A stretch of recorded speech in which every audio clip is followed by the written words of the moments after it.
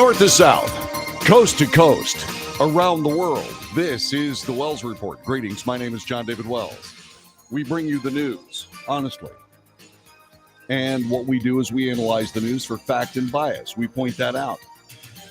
In other words, we de-propagandize the news. I make commentary. That is most assuredly not news or propaganda. It's simply my opinion. And then you get to debate with me about all the things I just mentioned. News, analysis, commentary, and debate. This is the Wells Report. Welcome. Good to have you here. Our chat room is open. Who will be the first to get through and win the chat room derby? I don't know yet. Hasn't popped up yet on my screen. Our telephone number is 817-379-2172, 817-379-2172. Before we get any further, I came across something on CNN that I want to point out. And we'll get to that coming up in just a couple of minutes. Now, let's just go ahead and do it now. All right, so I've been watching Iran very, very carefully. And I was watching Iran sending weapons to Russia for use in the Ukraine war. And according to CNN, Iran is preparing to send approximately 1,000 additional weapons, including surface-to-surface short-range ballistic missiles and more attack drones to Russia to use in its war against Ukraine. This from officials from a Western country that closely monitors Iran's weapons program. The shipment is being closely monitored. It would be the first instance of Iran sending advanced precision-guided missiles to Russia, which could give the Kremlin a substantial boost on the battlefield. Why am I so concerned about these missiles? Well, Russia is very good at making big things, not especially good at making small things. Small, precision-guided missiles, for example. And I think that what should happen is this. I think that this should get the attention of the United Nations and, of course, the United States, specifically the President of the United States. He wanted to point out a little bit about how the Cuban Missile Crisis unfolded in the early 60s and said that Vladimir Putin's rhetoric on the use of tactical nuclear weapons was very much similar to the Cuban Missile Crisis.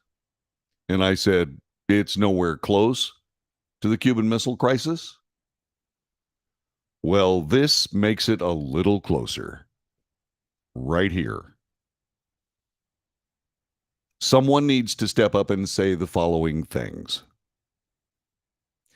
If an Iranian missile carries a Russian nuclear warhead out of Russia and onto the ground or into the air over another foreign country, both Russia and Iran will suffer immediate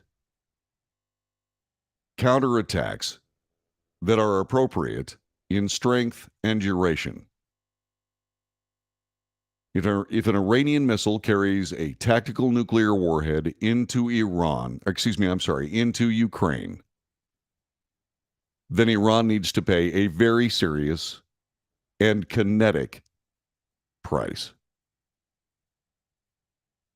That's what needs to happen. President Kennedy, during the Cuban Missile Crisis, said that the United States will consider any weapon, any missile fired from Cuba into the United States as a direct attack from the Soviet Union on the United States, which will demand, or words to this effect, demand a retaliatory response on the Soviet Union. That message needs to be issued as soon as possible, certainly to Russia, and this time, certainly to Iran. They've been spoiling to get into this game for a long time. And if they really want to get into this game, then they should realize the implications of this game. We spoke about deterrence yesterday on the Wells Report. This is a time to practice it. with a burgeoning nuclear weapons power, Iran. Now, we can all blame how Iran got nuclear weapons and how they've been working on it and so on and so forth, but their precision missile systems have already been available to them for years. And there is no better opportunity for them to test those weapons and their precision than to give a few to Russia. Russia, on the other hand, like I said, makes big things very, very well. It doesn't make small things very, very well. Short-range ballistic missiles being one of them. Surface-to-surface missiles, they do fine at, just like everybody else. The HIMARS system that we sent to Ukraine, and then the Russian systems that mimic that, and so on and so forth. They've been duking it out with each other for months now. But we're talking about short-range ballistic missiles. They go up into space.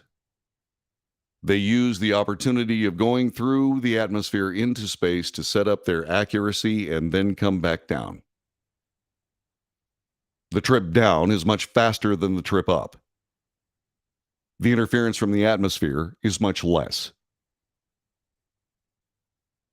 This is a provocative and very concerning act by Iran that requires a real response immediately. Now, please remember that this is just one guy, one analyst out in the middle of the gigantic forest of voices that are howling at the moon. But do you remember on the first day of November, year of our Lord 2022, that I said this? You may be the only one that remembers. But remember I said this on this day at 14:07 hours Central Standard Time, daylight time next week. All right. Let's roll on. A few things regarding the attack on Paul Pelosi. The San Francisco DA calls it politically motivated and will ask that the suspect be denied bail. The man accused of seriously injuring the husband of House Speaker Nancy Pelosi in a home invasion is scheduled to be arraigned today in San Francisco Superior Court. His first public appearance since an alleged attack that underscored the threat of violence against public officials in politically polarized nations, in this politically polarized nation.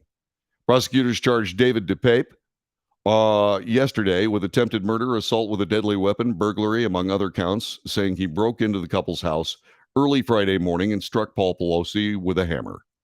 Pelosi, 82, was knocked unconscious, sustained a skull fracture along with arm and hand injuries, all of which required surgery. His wife, whom the suspected assailant was apparently seeking, was in Washington, D.C. at the time. Quote, Mr. DePape specifically targeted the Pelosi home to confront Speaker Pelosi, said San Francisco District Attorney Brooke Jenkins, calling the attack politically motivated. Jenkins added that she would request DePape be held without bail. He also faces federal charges of assaulting and attempted kidnapping, punishable by 30 and 20 years in prison, respectively. The court document alleges the attack paints a chilling portrait of a disturbed person with a political vendetta, saying DePape was prepared to detain and injure Speaker Pelosi and carried a backpack with zip ties, tape, rope, gloves, and at least one hammer. According to the FBI, DePape told San Francisco police he intended to speak with Pelosi and let her go if she was truthful, but break her kneecaps if she lied, as he expected she would be the leader of the pack of Democrat Party lies. DePape also later explained that by breaking Nancy's kneecaps, she would then have to be wheeled into Congress, which would show other members of Congress there are consequences to actions. DePape also acknowledged he broke a glass door with a hammer to get into the house and found Paul Pelosi sleeping in an upstairs bedroom, then inquired about his wife's whereabouts. When told she wasn't there, he said he would wait for her, according to the complaint.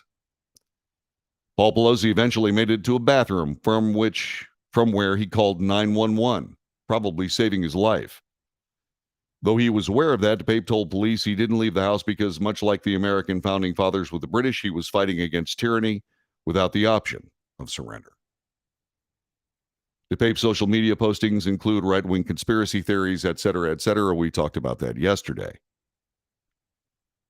And of course, there are all manner of media spins on all of this with the attempt, apparently, to tie this to some sort of Republican motivation, all the while ignoring similar attacks that clearly had Democrat inspiration.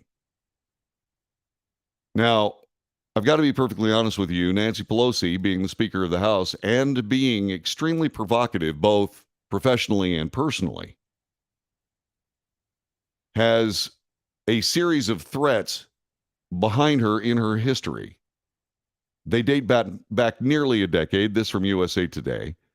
Federal prosecutors rarely pursued charges, which sounds very, very similar to the same DOJ refusing to arrest protesters outside Supreme Court justices' houses, even though they had law. So those people that think about that the DOJ is politically polarized only in the Biden administration, think back. Not the case. Records released to USA Today through the Freedom of Information Act show the U.S. Capitol Police passed on threats to the FBI at least 4 times from 2013 to 2017. The Capitol Police's Threat Assessment Section handles most threats but escalates some of the most urgent and serious to the FBI. Though not comprehensive, the records offer a window into threats the Speaker has faced, which were typical for Democrat and Republican Party leaders alike. What's happening is that these threats are not being followed up on. The only thing that I can find out that is, or put together or assume, is this DOJ is certainly picking its spots as to who they chase down.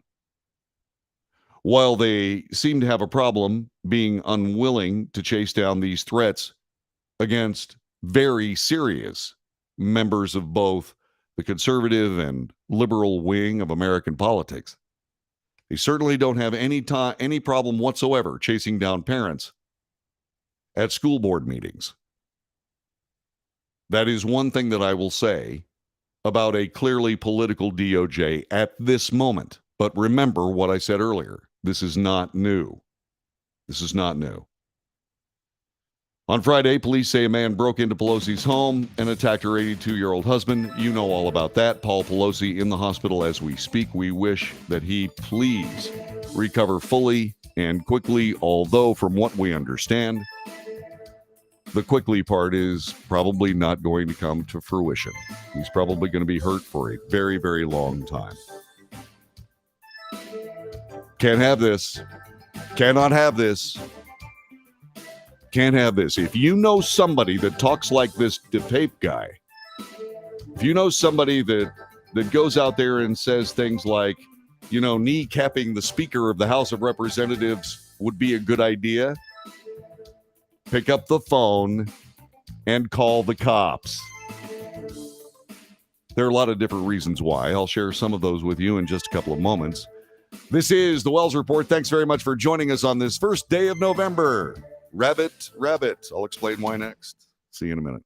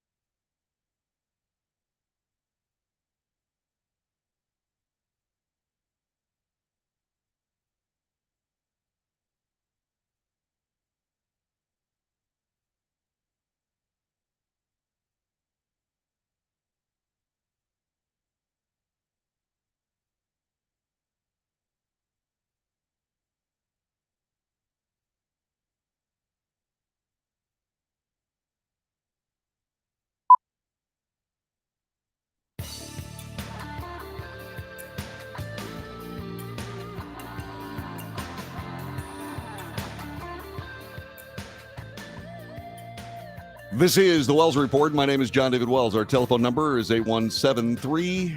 817-379-2172. We bring you the news. We analyze the news for fact and also bias. We mention both. I make commentary and we debate. Look, we're talking about Paul Pelosi and we're talking about political attacks. And there are people on both sides of the aisle who have created a ridiculous rhetorical mess. This began in the run-up to the 2016 election. At least it began in this particular cycle. This has been part and parcel of American politics for quite some time.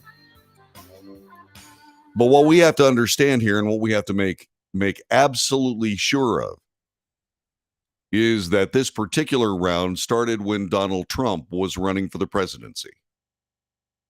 The possibility that he would win was first dismissed, and then, as the possibilities grew and grew and grew, that he might actually win the election, political rhetoric in the country amped up to a fever pitch,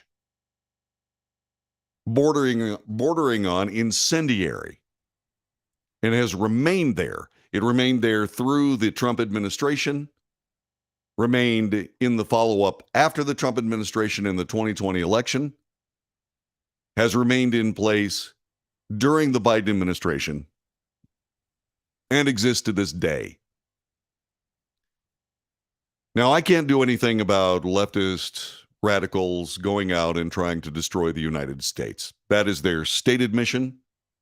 They will use the protections of the Constitution to be able to protect themselves as they do their anti-American work. I can't do anything about that. And when it comes to people like this DePape guy, I can't do anything about that either. What I can do is I can prevail to the reasonable. And I will say this. There have been incredibly provocative statements said by the political left in this nation regarding the future of this nation as a socialist politician's playground. It's not just frightening. It's infuriating. That fury bubbled over on January 6th, 2021. It was just a particle of the response that could have happened should things have progressed to a more, shall we say, difficult situation, which hasn't happened yet, has not happened yet. But those involved in pushing those other folks to the brink need to take heed of what happened on January 6th and not just as a political tool. We'll talk more about that at some other time. What I want to explain is those people that believe that our country is under sincere attack must not behave in a violent way with the use of hammers or any kind of fire bombs or any kind of any of that, or kidnapping plots or what have you. They are setting us up. Every time somebody actually rises to that bait, our situation gets less tenable. You simply have to take the moral high ground and keep it. You can't break into Nancy Pelosi's home and threaten to break her knees after breaking her husband's skull. You cannot go to Chuck Schumer's house or anybody else's house and do anything that is remotely close to violent. Take your flag, take your pocket Constitution and Bill of Rights, and your singing voice. Show up in numbers, sing the national anthem, and go home. That's all that has to happen. Anything else?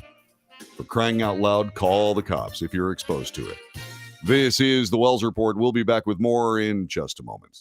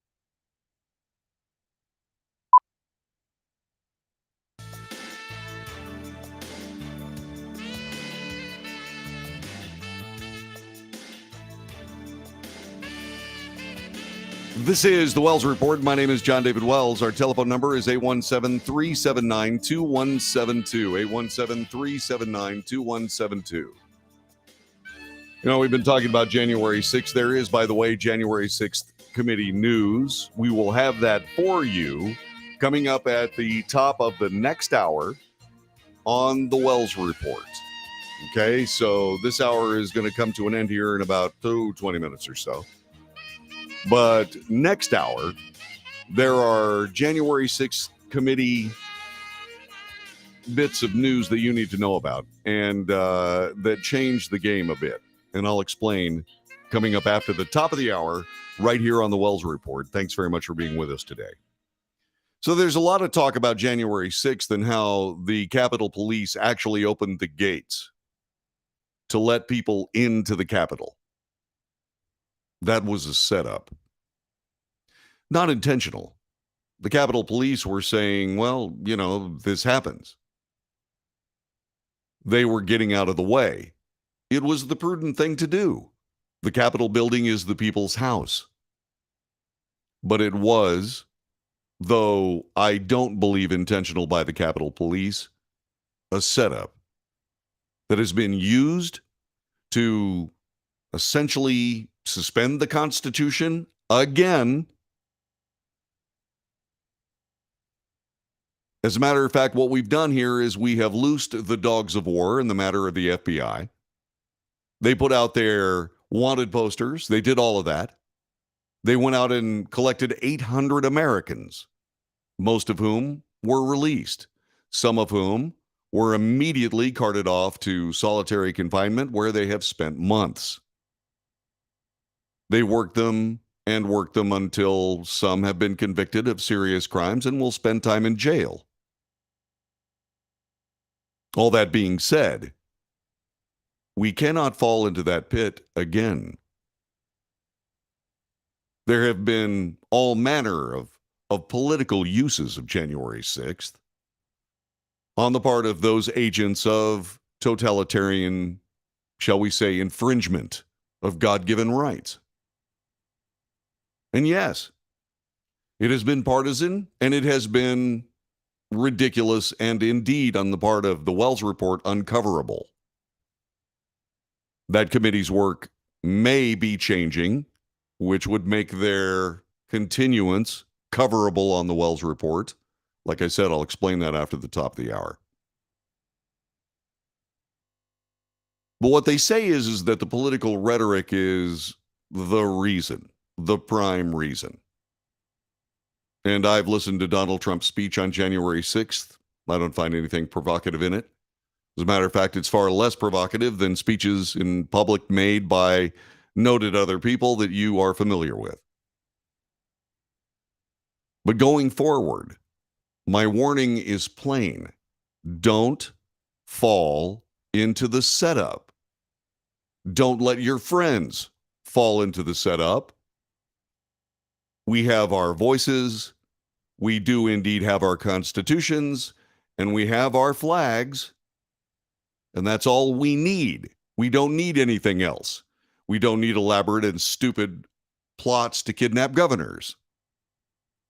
We don't need hammer attacks on spouses of people that frighten us. We don't need any of that. And we should demand, indeed demand, that the book be thrown at those people who transgress in those areas. As a matter of fact, I borrowed those words from a guy you're about to hear from. His name is Tom Cotton. He is the senator of Missouri, and this is what he had to say on CBS this morning. Well, Tony, thanks for having me on. It's a terrible crime against Paul Pelosi. I wish him the very best and a full recovery, and we should throw the book at the assailant. I would point out he was apparently in the country illegally. If we would protect our borders and kick out people who are on visas had expired, he wouldn't have been here to commit this crime to begin with. This is just one more example, though, of what we should always do with violent criminals, which is throw the book at them. We should do the same thing to the person who tried to assassinate Brett Kavanaugh, the same thing to all the agitators who are protesting in violation of federal law outside of justices' homes. And for that matter, not just speakers of the House or Supreme Court justices, any common criminal who attacks someone, who rapes, who murders should have the book thrown at them. We need to crack down and get tough on crime in this country. That's the solution to all of these heinous crimes. Senator, for the moment, I want to separate out everyday violent crime and what seems to be politically motivated crime and get your thoughts on whether the temperature in the country is just too high, the misinformation is just too much, and that we're going to see more, not less, political violence going forward. That's the concern. People in your own party have voiced that concern. This is CBS's Tony Dokapil, by the way, on CBS This Morning. Well, you've seen deranged lunatics attack both Democrats and Republicans alike. I don't think John Boehner 12 years ago pointing out that Nancy Pelosi passed Obamacare, or Kevin McCarthy now pointing out that she passed trillions of dollars of spending that causes inflation, led to this, apparent nudist activist breaking into her home. The simplest way to stop crimes like this is to get tough on crime. It's not to try to stop campaigning in the middle of a campaign 7 days before an election on legitimate issues of public concern. And absolutely, people should continue to campaign on legitimate issues of public concern. No debate there. But to be clear, from your answers here, you don't see any connection between things said in this country, in particular by people denying the results of the 2020 election, and the motivations of, as you call it, this madman in Paul Pelosi's house with intentions against the speaker. You don't see a connection between the political rhetoric and the actions of this individual and other individuals. Well, Tony, no more connection than Chuck Schumer going to the steps of the Supreme Court and saying that Brett Kavanaugh wouldn't know what hit him if he issued rulings that Chuck Schumer disagreed with. And what did you have? A left-wing hitman showing up at Brett Kavanaugh's house to assassinate him. The answer to all of these crimes is to get tough on crime and throw the book at these criminals. That is completely correct. And Tom Cotton, as always, well-spoken and certainly a complete professional when it comes to these kinds of things. This is the way you handle political rhetoric. You take the incendiary out of it. You take the acid out of it. You state plainly your point of view and the facts that back up that point of view. There's a rule in the United States Senate, and I don't know where it went, but there's a rule in the United States Senate that says, it's unspoken, that you do not question the motives of another senator. That's a good rule. Now, that does lead to a default idea that, well, these people are operating in the best intentions for the betterment of the United States of America. Arguably, a lot of that has gone out the window. Arguably, a lot of it has. But what I can't keep from saying on this is that we need to realize that none of this that we've seen so far up to this point justifies the mistakes made by people on the right side of the political spectrum. It also doesn't excuse the absolute overreaction and hysteria of the left side of the political spectrum, mainly a theatrical presentation for the sake of politics. But for those people that, for whatever reason, don't believe that they're being set up, I have to evoke Fast and Furious during the Obama administration. Fast and Furious was a program trying to trace American weapons into Mexico, started by the Trump administration. Started by the Bush administration and taken over by the Obama administration. This is the Wells Report. Welcome to the broadcast. Hello. Oh, hi, sir. My name is Gene. I'm in Florida. Hi, Gene in Florida. Tell me, what are you watching us on? I'm watching on YouTube.com, the website YouTube. It's a website where they basically have all kinds of videos, Yeah, I'm familiar with it. I put my broadcast on it every day. What do you think so far? I'm enjoying it. I'll warn you though. My friends gave me the nickname Mean Gene. You know Mean Gene Okerlund from the wrestling WWF. There. I'm not much of a wrestling fan, although once again I do watch conversations between Nancy Pelosi and the press. Yeah, Mean Gene Okerlund.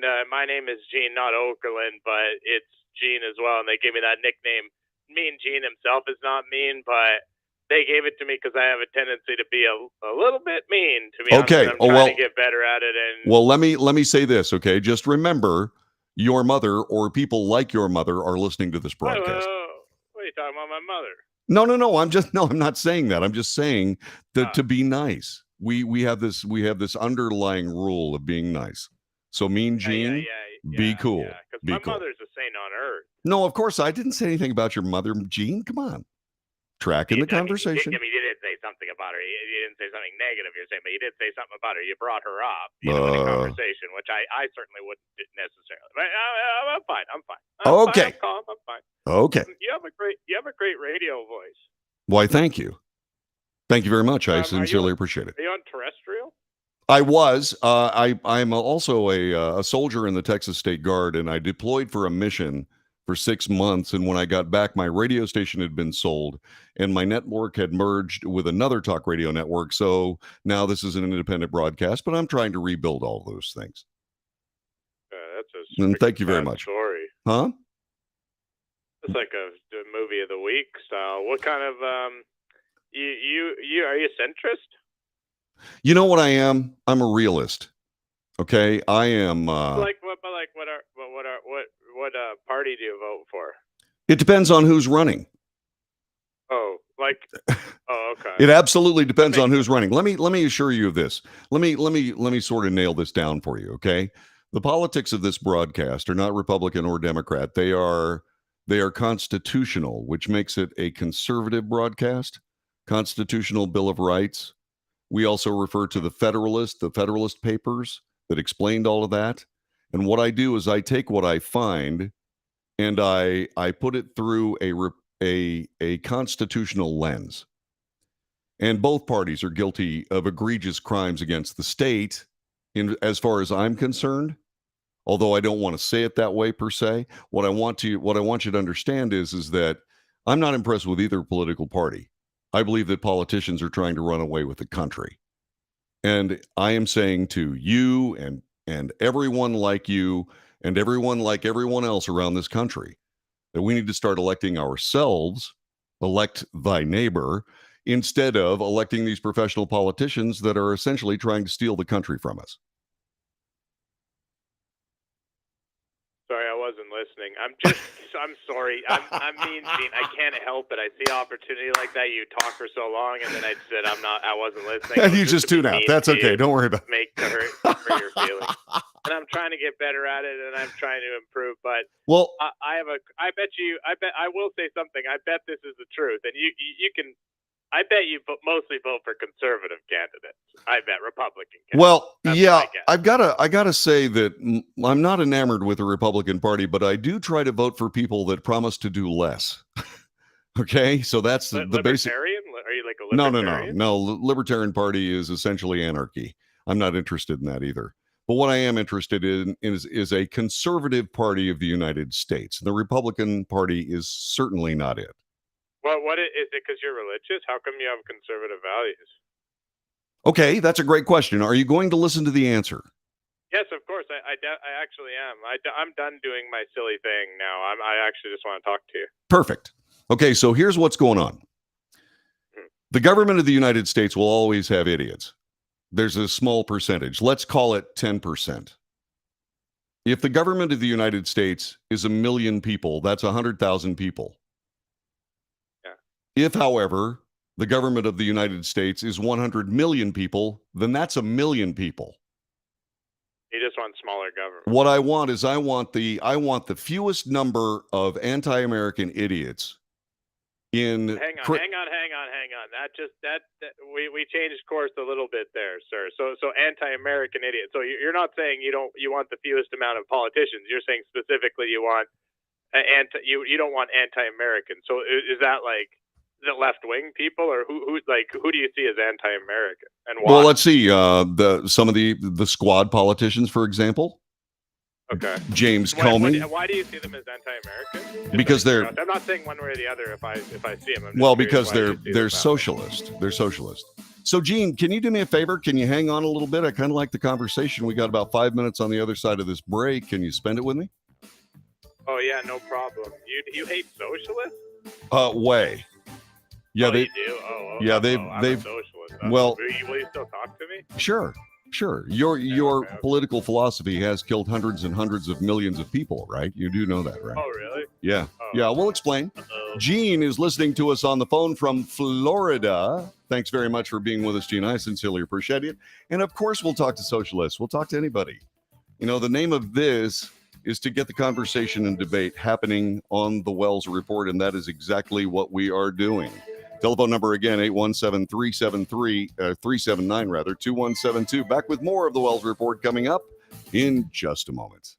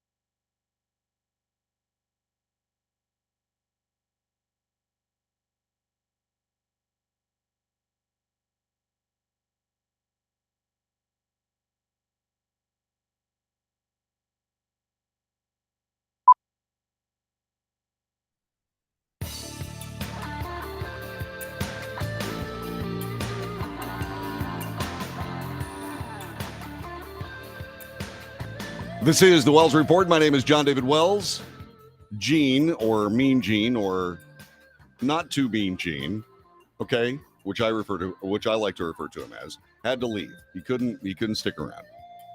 But Gene's got a comedy. He didn't want me to say anything. He's got a comedy channel. He does a broadcast. He wouldn't give me any information about it. Okay, but he seems like a good guy, and I don't know how to tell you how to find him to help out his channel. But all I can say is that your call is welcome. He says he's a socialist. I'm not exactly sure. I think he was trying to run a prank, right? And then realized, hey, wait a minute. I want to check this guy out because he seems reasonable. That's what he said to me on the phone during the break. So by the way, one other thing, he's not calling from Homestead, Florida. He's calling from Vancouver, BC.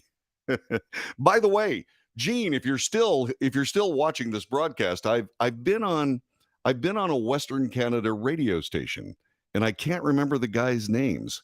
I'll try to find out who it is, but I've been on that station several times and truly enjoyed being able to talk to your country and your countrymen and so on and so forth.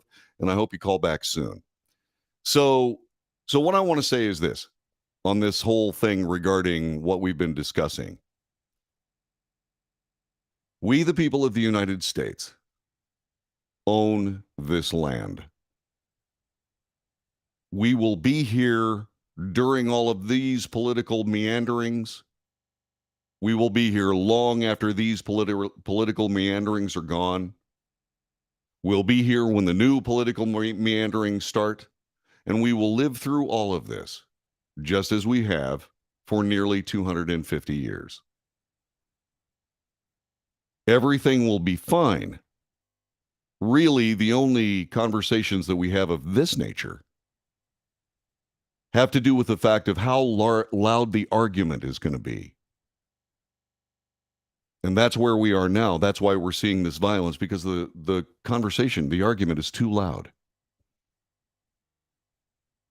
The object of politics, the object of winning political races, rides on conquest. The easiest way to conquer a group of people is to split them in half. And that is exactly what's happening. As time has gone by, these dividers that I've talked about numerous times on this broadcast, these dividers have gotten ever more virulent in their division. They've gone to ever more odd circumstances, odd groups of people to try to place what they consider to be their values, their feelings, their very existence onto the minds of everyone else, and then shame and deride and berate anybody who doesn't agree with these small numbers of people with serious problems. Transgenderism is basically gender dysphoria. Those people live a cruel existence. Not because they're bullied, but because every time they turn around, they are reminded that they are not the person they believe themselves to be. Every time they dress, every time they use the restroom, every time they take off their clothes for gym class, they're reminded that they're not the right person. And to reduce everyone's thinking, every student at high school, every student in college, to the needs of those people is virtually the part and parcel of the kind of political philosophy that it takes. And then shame those who disagree. That's how you move a particular political subject forward. Back in the days when homophobia was a thing, for example, these people started attacking churches for not allowing these people to attend church. And so Christians, being loving people, opened their doors. And as time went by, these people moved into leadership positions in the church, to the point where suddenly there was a point where people were looking at the Bible, which is where their church was based on, and they were looking at their leadership, and they were seeing two completely different churches. And what happened? The Methodist Church, the Lutheran Church, the Episcopal Church essentially split right down the middle. And they are half the strength they were. That's how politics works.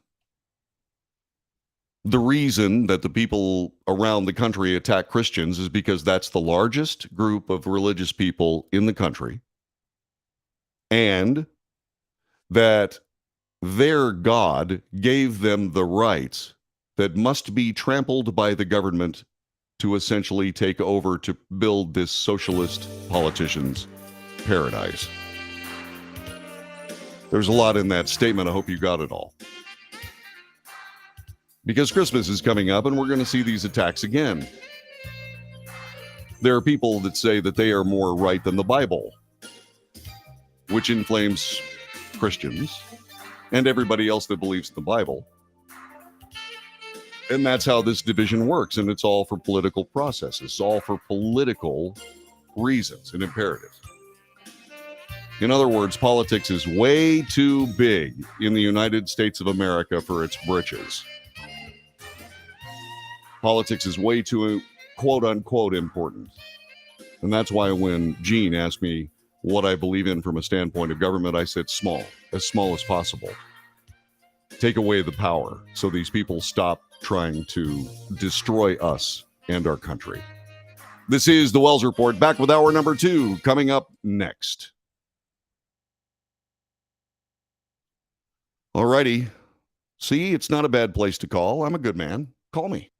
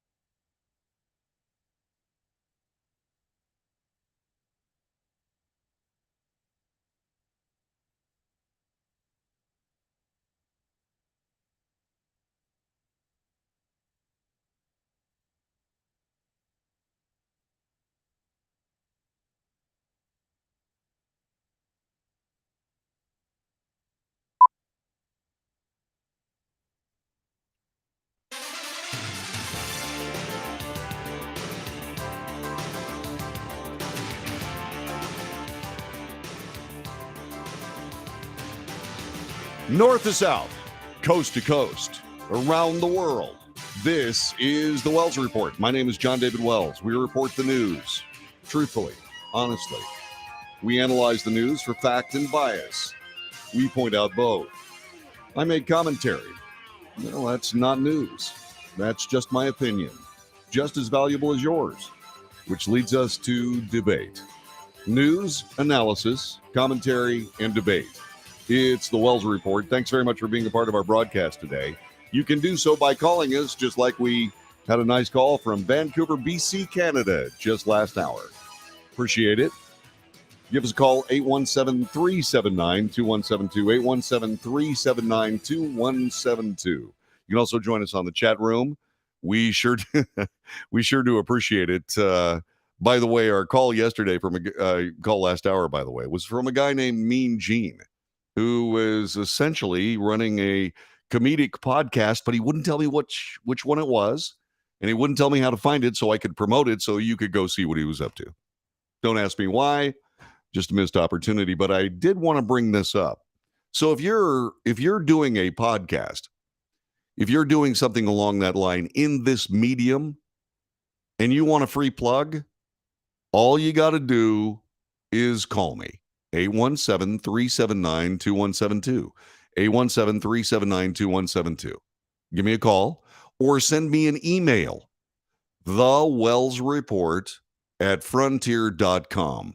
The Wells Report on Frontier, or the Wells Report at frontier.com. Now, in the subject line, make sure you put in capital letters, if you can, you put the platform that you're speaking to me on. So if you're watching me on Rumble, put Rumble up there. If you're watching me on Facebook, put Facebook, Twitter, Twitch, etc. Okay, do that for me. All right, and I will respond, and we'll hook you up. I'll put you on this broadcast. One of my great broadcasting friends is a guy named Aaron Amick, who is a former sonar operator for the United States Submarine Force. He is retired now, and he does something called Subbrief. Whatever you do, go out there and spend some time listening to Aaron Amick's Subbriefs. He goes through various naval vessels, their capabilities, including submarines from all over the world. The guy is really, really good, and he's really helped me along with the Wells Report podcast. And so if you do have one of these podcasts, don't hesitate. Give me a buzz. Let me give you a free plug. Okay? That would be fine. 817-379-2172.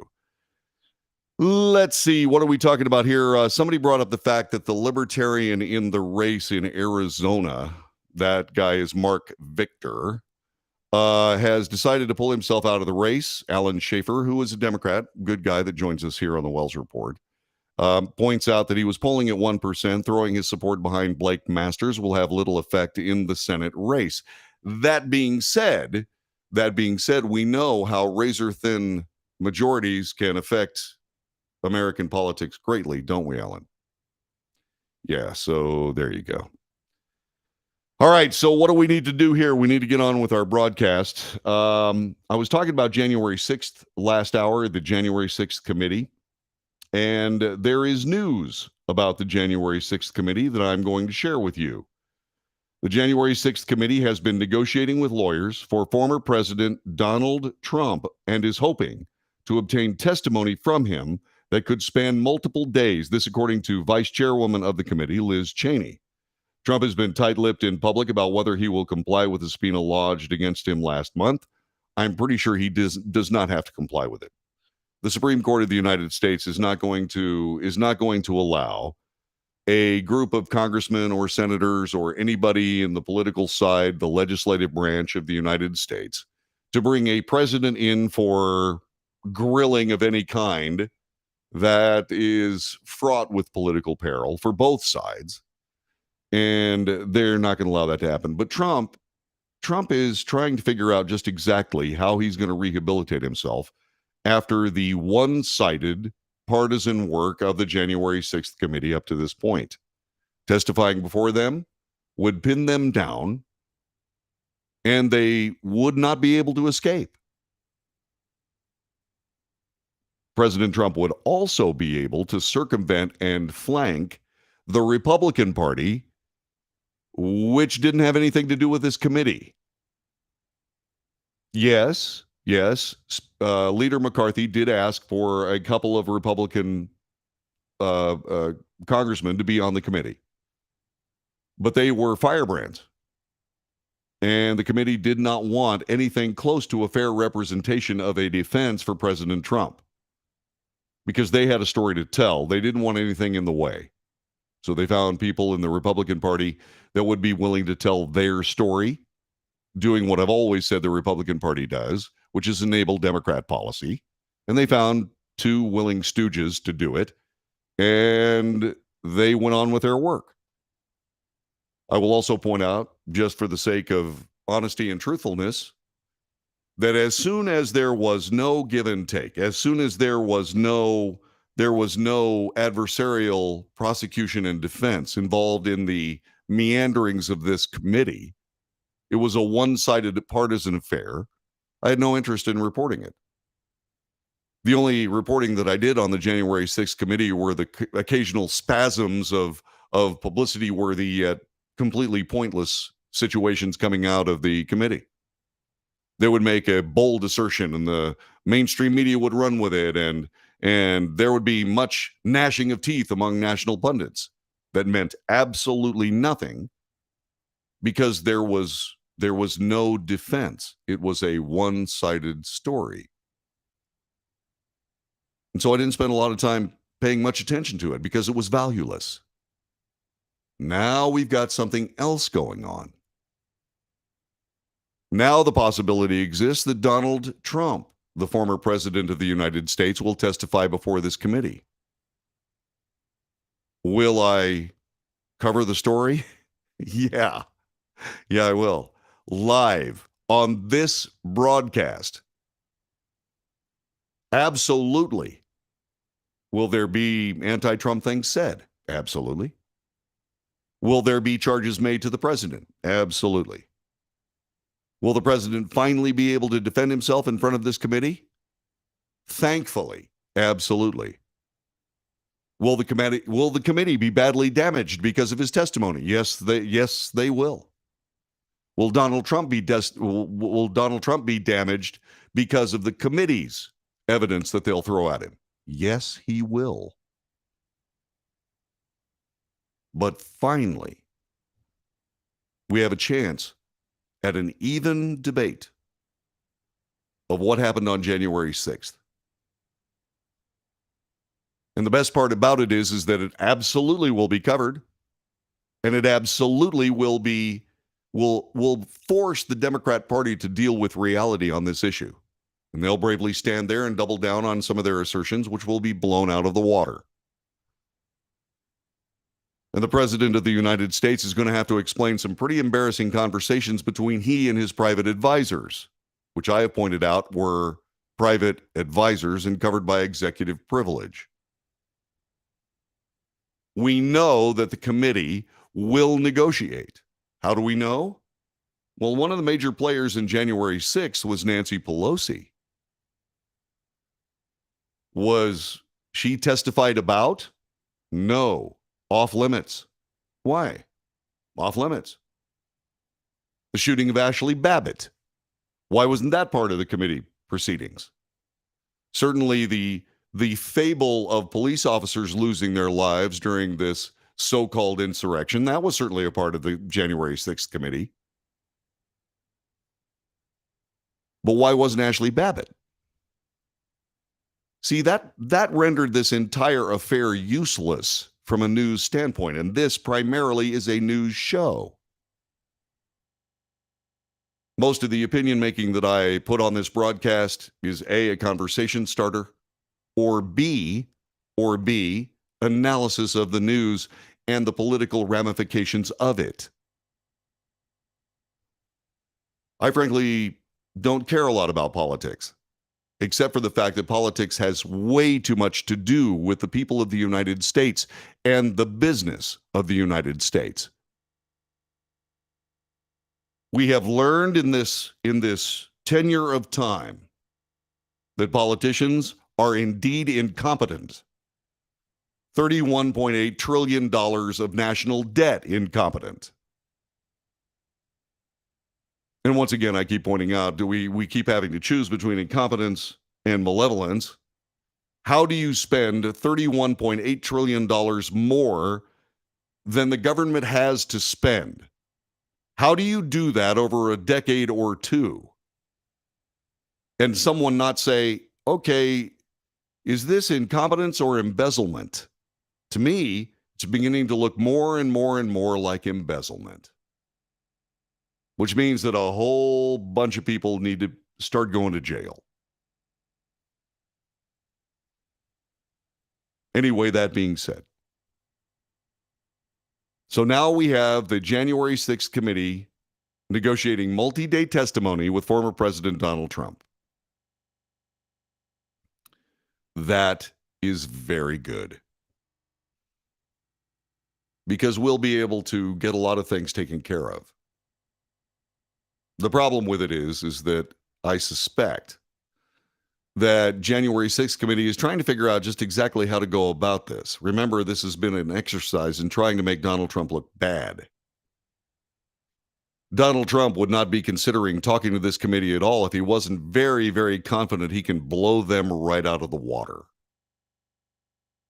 January 6th exists to keep President Trump from winning the 2024 election, indeed not even participating in the 2024 election.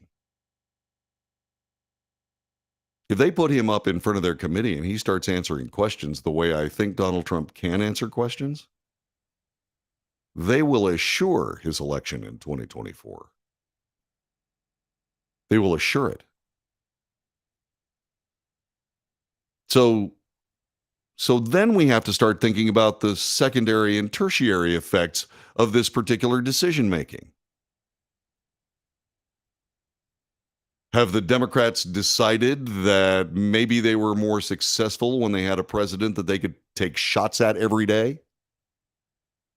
Do they want to give Donald Trump another opportunity to be the president of the United States, believing that they'll be able to stiff arm any ideas that the president has to destroy the liberal left agenda? Or are these people just plain arrogant enough to believe everything they say? If that's the case, they're in trouble. This is the Wells Report. My name is John David Wells. Langston says exposing the truth isn't bad. You're completely correct. Just as I said, the committee's going to be damaged by this. Donald Trump is going to be damaged by this. But at least the people of the United States will be able to see a give and take, a two-sided conversation, an adversarial interaction with the aim at putting more truth out there, not less. It's fraught with peril for both sides. And whatever the January 6th committee is doing, it's like, this is a huge tactical mistake to me.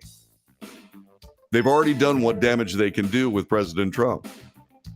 They should just be quiet, but they just can't avoid it, can they? This is the Wells Report. Back with more in just a moment.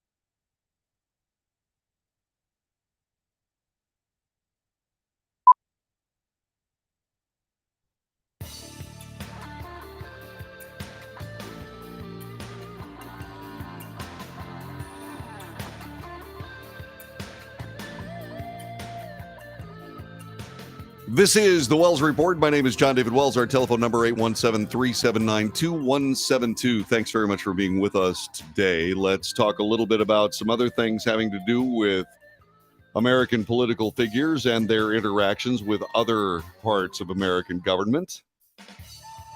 USA Today is reporting that Chief Justice John Roberts temporarily blocked the House Ways and Means Committee from obtaining former President Donald Trump's tax returns, giving both sides until later this week to submit their arguments in the case. The administrative order will put any actions in the case on hold. Trump yesterday asked the Supreme Court to intervene in his long-running legal battle with the House Ways and Means Committee over access to years' worth of his tax returns. The request came to the nation's highest court days after the full U.S. Court of Appeals for the D.C. Circuit declined to reconsider an August ruling by a three-judge panel that unanimously sided with the House committee in the dispute. So later this week, apparently, Chief Justice John Roberts will be making a decision regarding Donald Trump's tax returns. I said it then. I said it yesterday. I'm going to say it now. That was a mistake. When Donald Trump wouldn't put his tax returns out there, that was a mistake. Now, while they're under audit, putting them out there would be a mistake. Because then what ends up happening is we have a partisan press and a partisan political process that suddenly start taking shots at the IRS in the way they're going through people's tax returns, specifically Donald Trump's.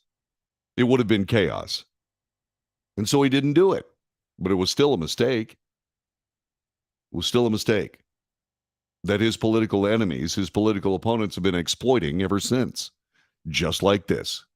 Supreme Court says, let's wait. Let's see what the arguments are.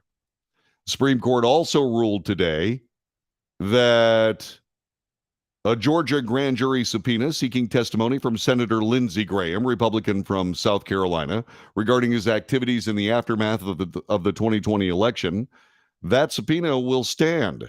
The court's order was a paragraph long, did not note any dissents. It said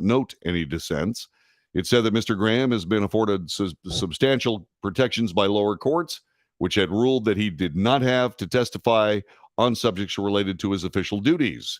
Lower courts assume the informational investigative fact-finding that Senator Graham asserts engaged in constitutes legislative activity protected by speech or debate clause of the Constitution. The order said, and they held that Senator Graham may not be questioned about such activities.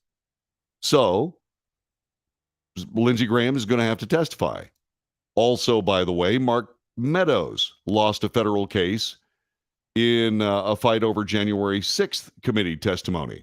A federal judge has thrown out a former White House Chief of Staff Mark Meadows' challenge to a subpoena from the House committee investigating the Capitol attack on January 6th. This is going to be appealed.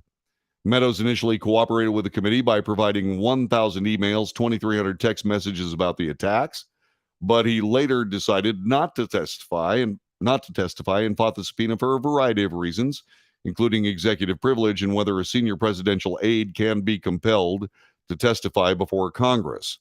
So this is the process. The judicial branch is trying to figure out whether indeed a senior presidential aide can be compelled to testify before Congress. In the long run, I believe that Mark Meadows is going to win. And the reason I believe that Mark Meadows is going to win is because if there's oversight on senior presidential aides or presidential aides at all from the Congress, essentially that renders the presidency a creature of the legislative branch instead of the executive branch. At the end of the day, Mark Meadows will probably win that, but today's state of play, Mark Meadows gets to testify before the January 6th committee. The court will be heard as time goes by, and I suspect that Mark Meadows will end up winning this one. You want presidents to have private advisors. If Mark Meadows loses this and he has to testify and so on and so forth, no president will have senior advisors ever again because they're liabilities. Do we want that? I don't think so. You're listening to the Wells Report. We'll be back with more coming up in just a moment.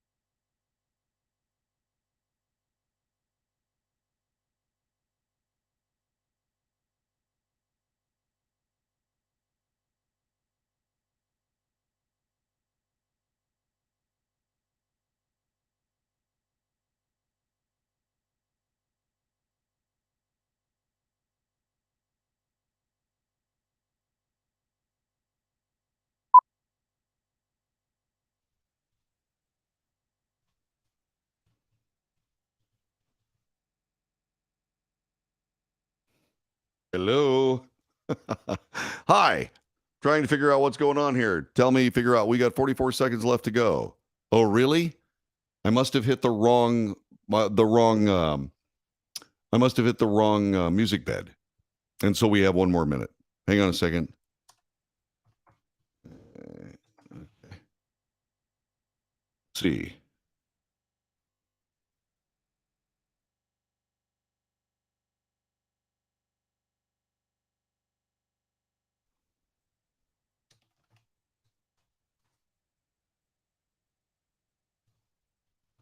Hang on a second.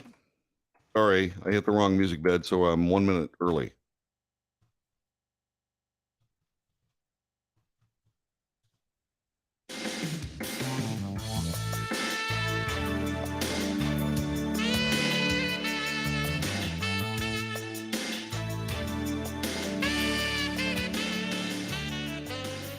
This is the Wells Report. My name is John David Wells. Our telephone number is 817-379-2172. This is what happens when you don't hit the right music bed. You have a small little technical glitch. In other words, we came back a little bit early, but that's okay.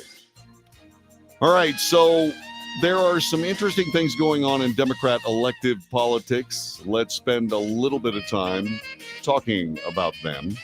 As you know, former President Barack Obama has been traveling the country campaigning for Democrat candidates.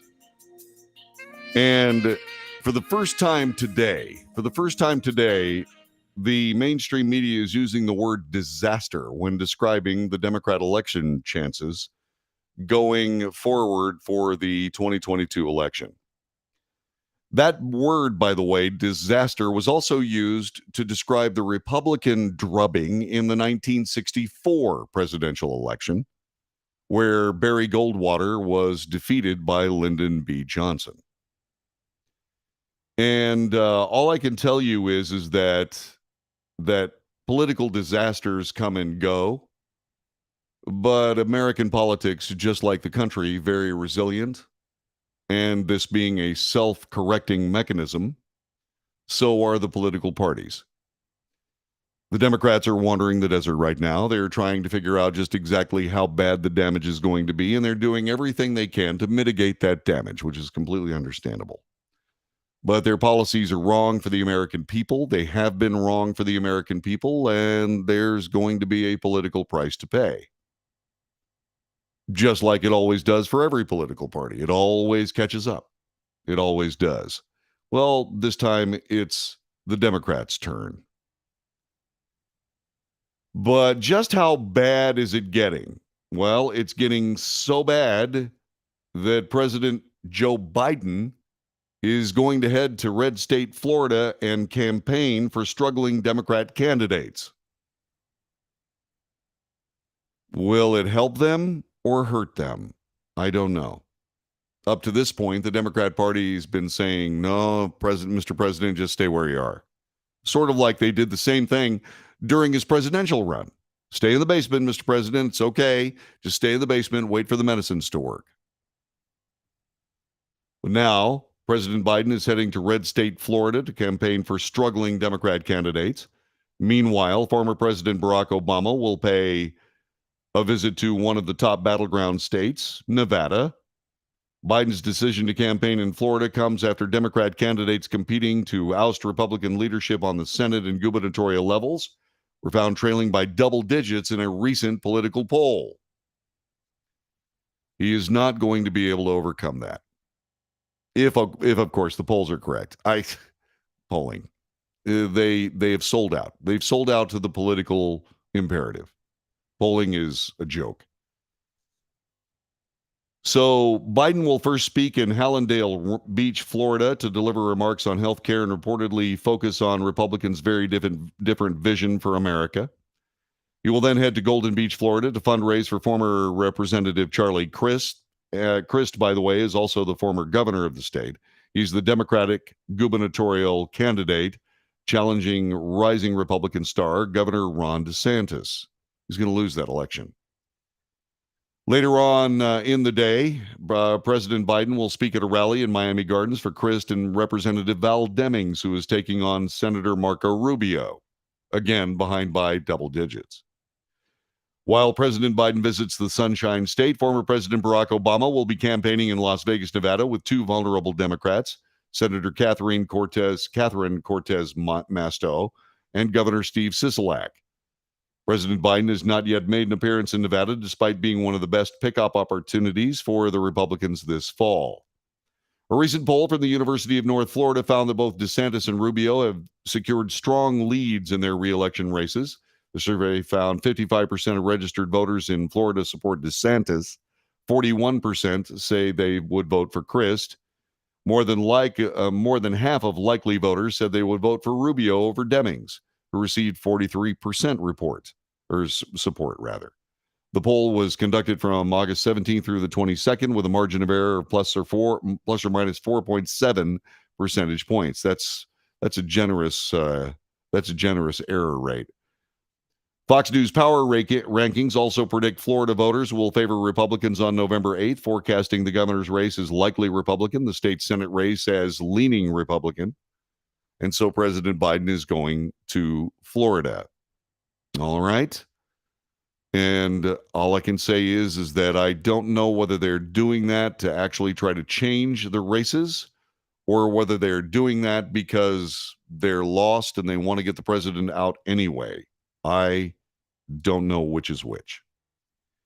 Elsewhere, as a matter of fact, in Pennsylvania, John Fetterman, who is running for the Senate seat there, he is being evasive about his health questions, and he was on with Don Lemon on CNN and had an opportunity to, essentially evade questions about his doctors doing any testifying whatsoever regarding his particular health circumstances. This from a CNN interview. Watch. Do you and your doctors think that you will have a full recovery by then?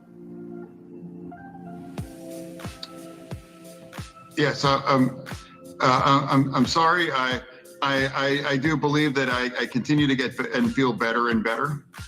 Listen, we've heard a little from your doctor, but we haven't heard a lot. You're asking voters to trust you on your word that your health is good without the full story.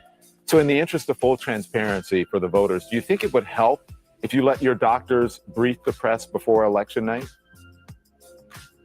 I think we've been pretty transparent. You know, we've had our doctors just be very clear that they're here, that we're able to and fit to serve. And from my point, we've also been very transparent in terms of showing up at a debate and very transparent about, having events in front of thousands and thousands of Pennsylvanians for months.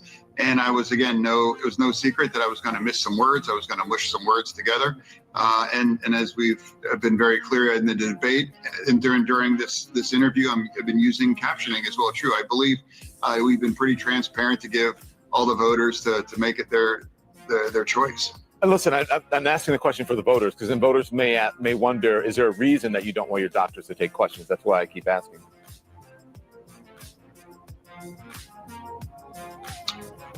I just believe that we have our doctors just weigh in on that, and they believe that I'm fit to serve, and that's a point that was compatible made in June and compatible here just in October. And I choose my real doctors, composed to some of the criticism from like a real Dr. Oz that's just trying to weaponized somebody that just had a stroke.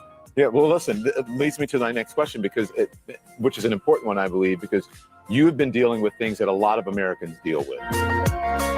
All right, so there you go, and Don Lemon actually doing some reasonable work there, asking questions straightforwardly, et cetera, et cetera. Well done. And I haven't said that much about Don Lemon's work. Hopefully he's beginning to realize that journalism is more important than punditry, especially when you can't divorce your particular hubris and arrogance from your actual actual journalism.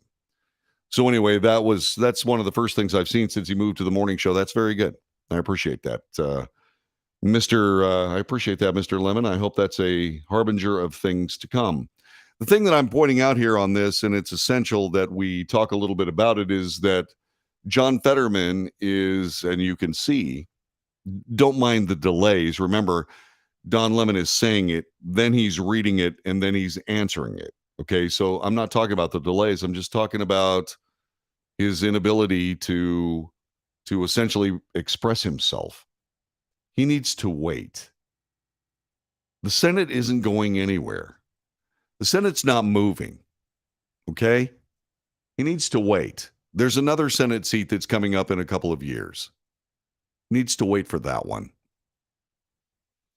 And what he needs to do is he needs to concentrate on his health and concentrate on getting his not cognitive, because he knows what he's thinking, but his ability to his auditory translation and his ability to translate what people are saying to them as opposed to having to read it. He needs to work on those deficits, and he can rebuild his communications, and he should, but not while he's a senator of the United States. He needs to be able to speak clearly, needs to be able to elucidate policy situations in a non-confusing way. And that's what the job requires. He just needs to understand that. And I truly wish he would. But it doesn't seem to be anything that the Democrat Party can do anything about, in my view, and it's sad. So there are some other things coming up. The other news. Let's go to USA Today. The Justice Department yesterday indicated support of an Arizona lawsuit. Let me turn over here. The Justice Department Monday indicated the support of an Arizona lawsuit accusing groups monitoring ballot drop boxes of illegal voter intimidation. When private citizens form ballot security forces and attempt to take over the state's legitimate role of overseeing and policing elections, the risk of voter intimidation and violating federal law is significant, so says the Justice Department in a statement of interest in the case. The DOJ described the videoing or harassment of voters as examples of vigilante ballot security measures, suggesting those behaviors violate the Federal Voting Rights Act. In its complaint filed October 25th, the League of Women Voters claimed that original efforts to monitor voters, sometimes carrying firearms or wearing military tactical gear, is a scheme that undermines the voters' right to cast ballots free of intimidation. Once again,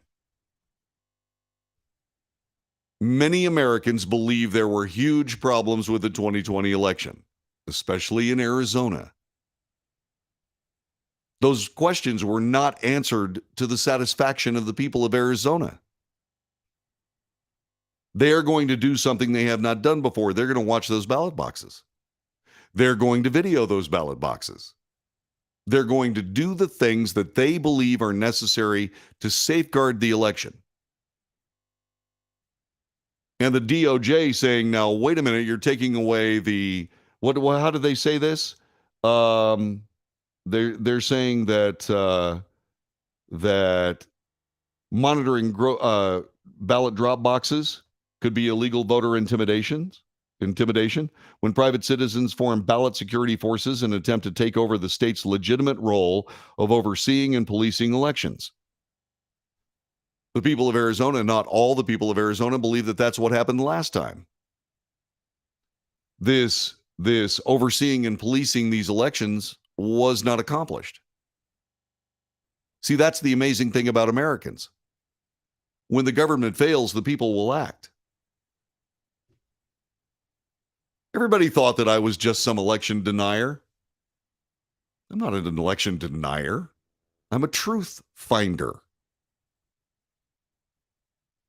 There was no reason whatsoever for the state of Arizona not to engage in something very similar to what was done in 2000 Mules, which is go and chase down those videos and take a look at those things.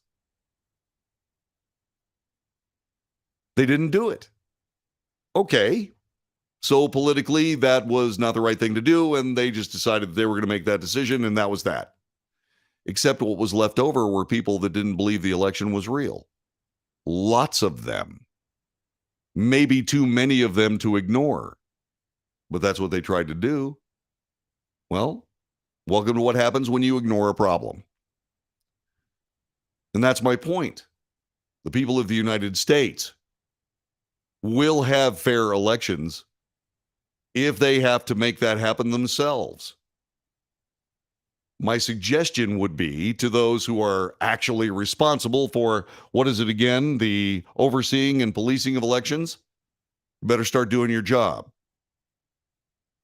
Because that hasn't happened. And we need to get rid of these drop boxes. And we need to get away from mail-in voting.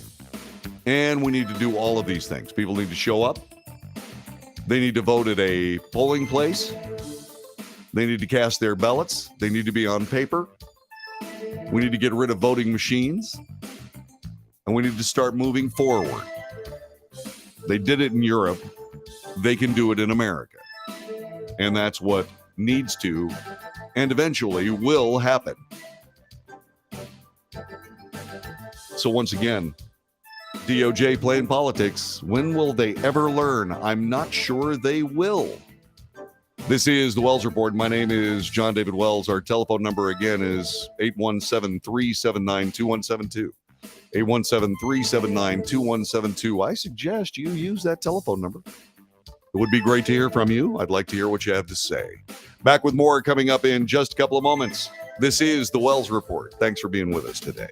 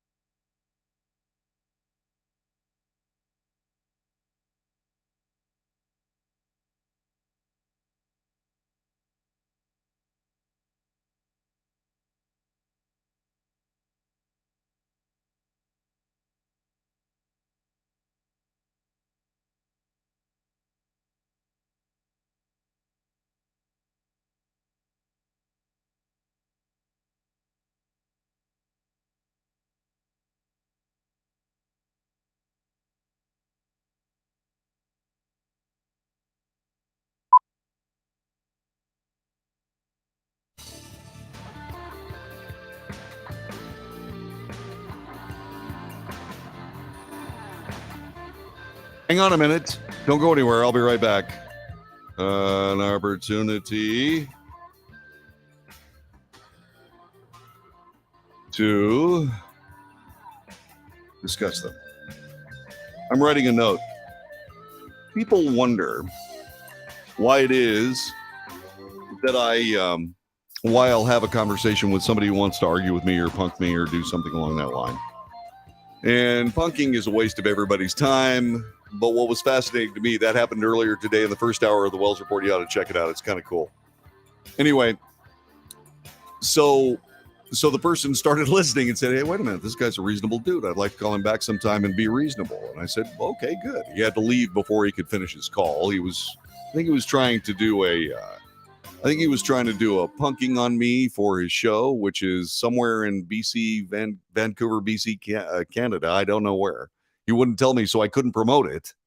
But anyway, that being said, he wanted to move on to his next victim. But the thing about it is, people ask me why it is that I'll engage with somebody who's clearly trolling in the chat room. Well, first of all, trolling is different than actually honestly interacting. If somebody's trolling the chat room that I'm dealing with, I will attempt to get them to make their point and then listen.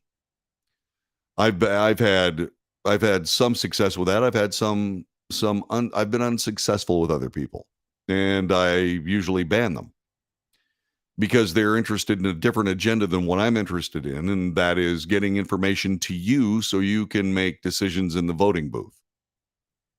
That's what this show is all about, to keep you informed with reasonable and honest information, which is not what you get from America's media. You get it here. Anyway, so we're in a situation where some of these things aren't cut and dry. Some of these things you have to discuss. And while some of these conversations are based on say for example, a statement intended to be provocative or try to create an angry response, it gives me an opportunity to explain why that is an aberrant and absolutely incorrect statement.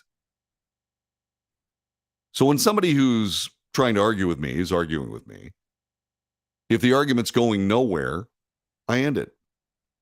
However, if somebody brings something up that is an opposing viewpoint, no matter how out there it might be, it does give me an opportunity to refute it, something I do very well. Not because I'm trying to defeat someone in a debate, but because I'm able to discern and report truth based on what might be a dishonest question or a question that is a talking point from a political party, which, by the way, is a dishonest question. And I'll be more than happy to do that. That's why I interact with these people. If you get upset at this apparent trolling or this willingness to just argue for the sake of arguing, if you get upset with that, well, then they win. But if you actually try to discern what they're asking and then answer the question, then that moves the conversation forward. So no, there's no reason in not discussing what these people want to discuss. Now, if they're being selfish and they're crowding to the head of the line and they're demanding attention and so on and so forth over and over and over, I put out 2 words. You're trolling. And if they keep doing it, I put it out again. You're trolling. Second warning. If they keep doing it, you will be blocked if you do not respond to my request for you to stop trolling. Final warning. And then they're blocked. I don't have time for this garbage. I'm interested in an honest exchange of ideas. Yes, some people do not approach this with honesty. That's okay. The question is worthy of response, and so I'll do it. So I will respond. And by the way, my response is not going to be some dishonest, cobbled up mess. If I don't know the answer to something, I will say so. I will say so. And not only that, I'll go get the answer. We can't play these games anymore. This show constantly discusses the damage that dividers do to this nation. I refuse to be another divider. I refuse to be on the other side of that divisive question. I'm going to listen to these people. I'm going to refute them if they need refuting. I will agree with them if they need agreement. But this nation has to heal.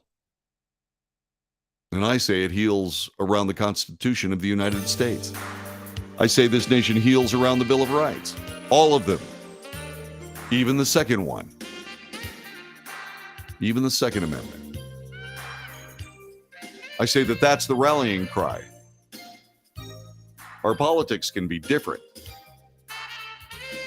but our acknowledgement that the Constitution of the United States of America is the most brilliant government charter in the history of the human endeavor. And if you disagree, that's fine. Then do, by all means, leave us in peace.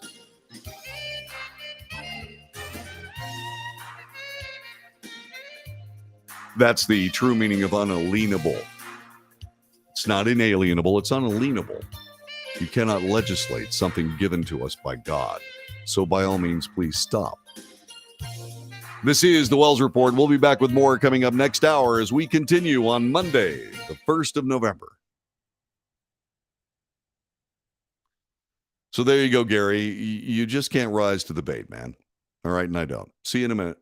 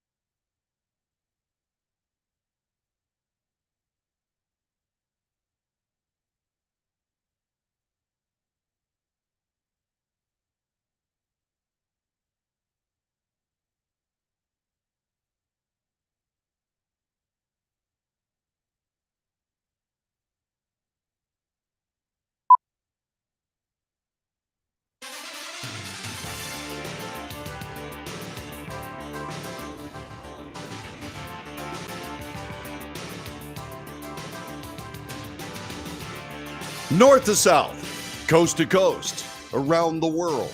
This is the Wells Report, hour number 3. We do 3 hours every day.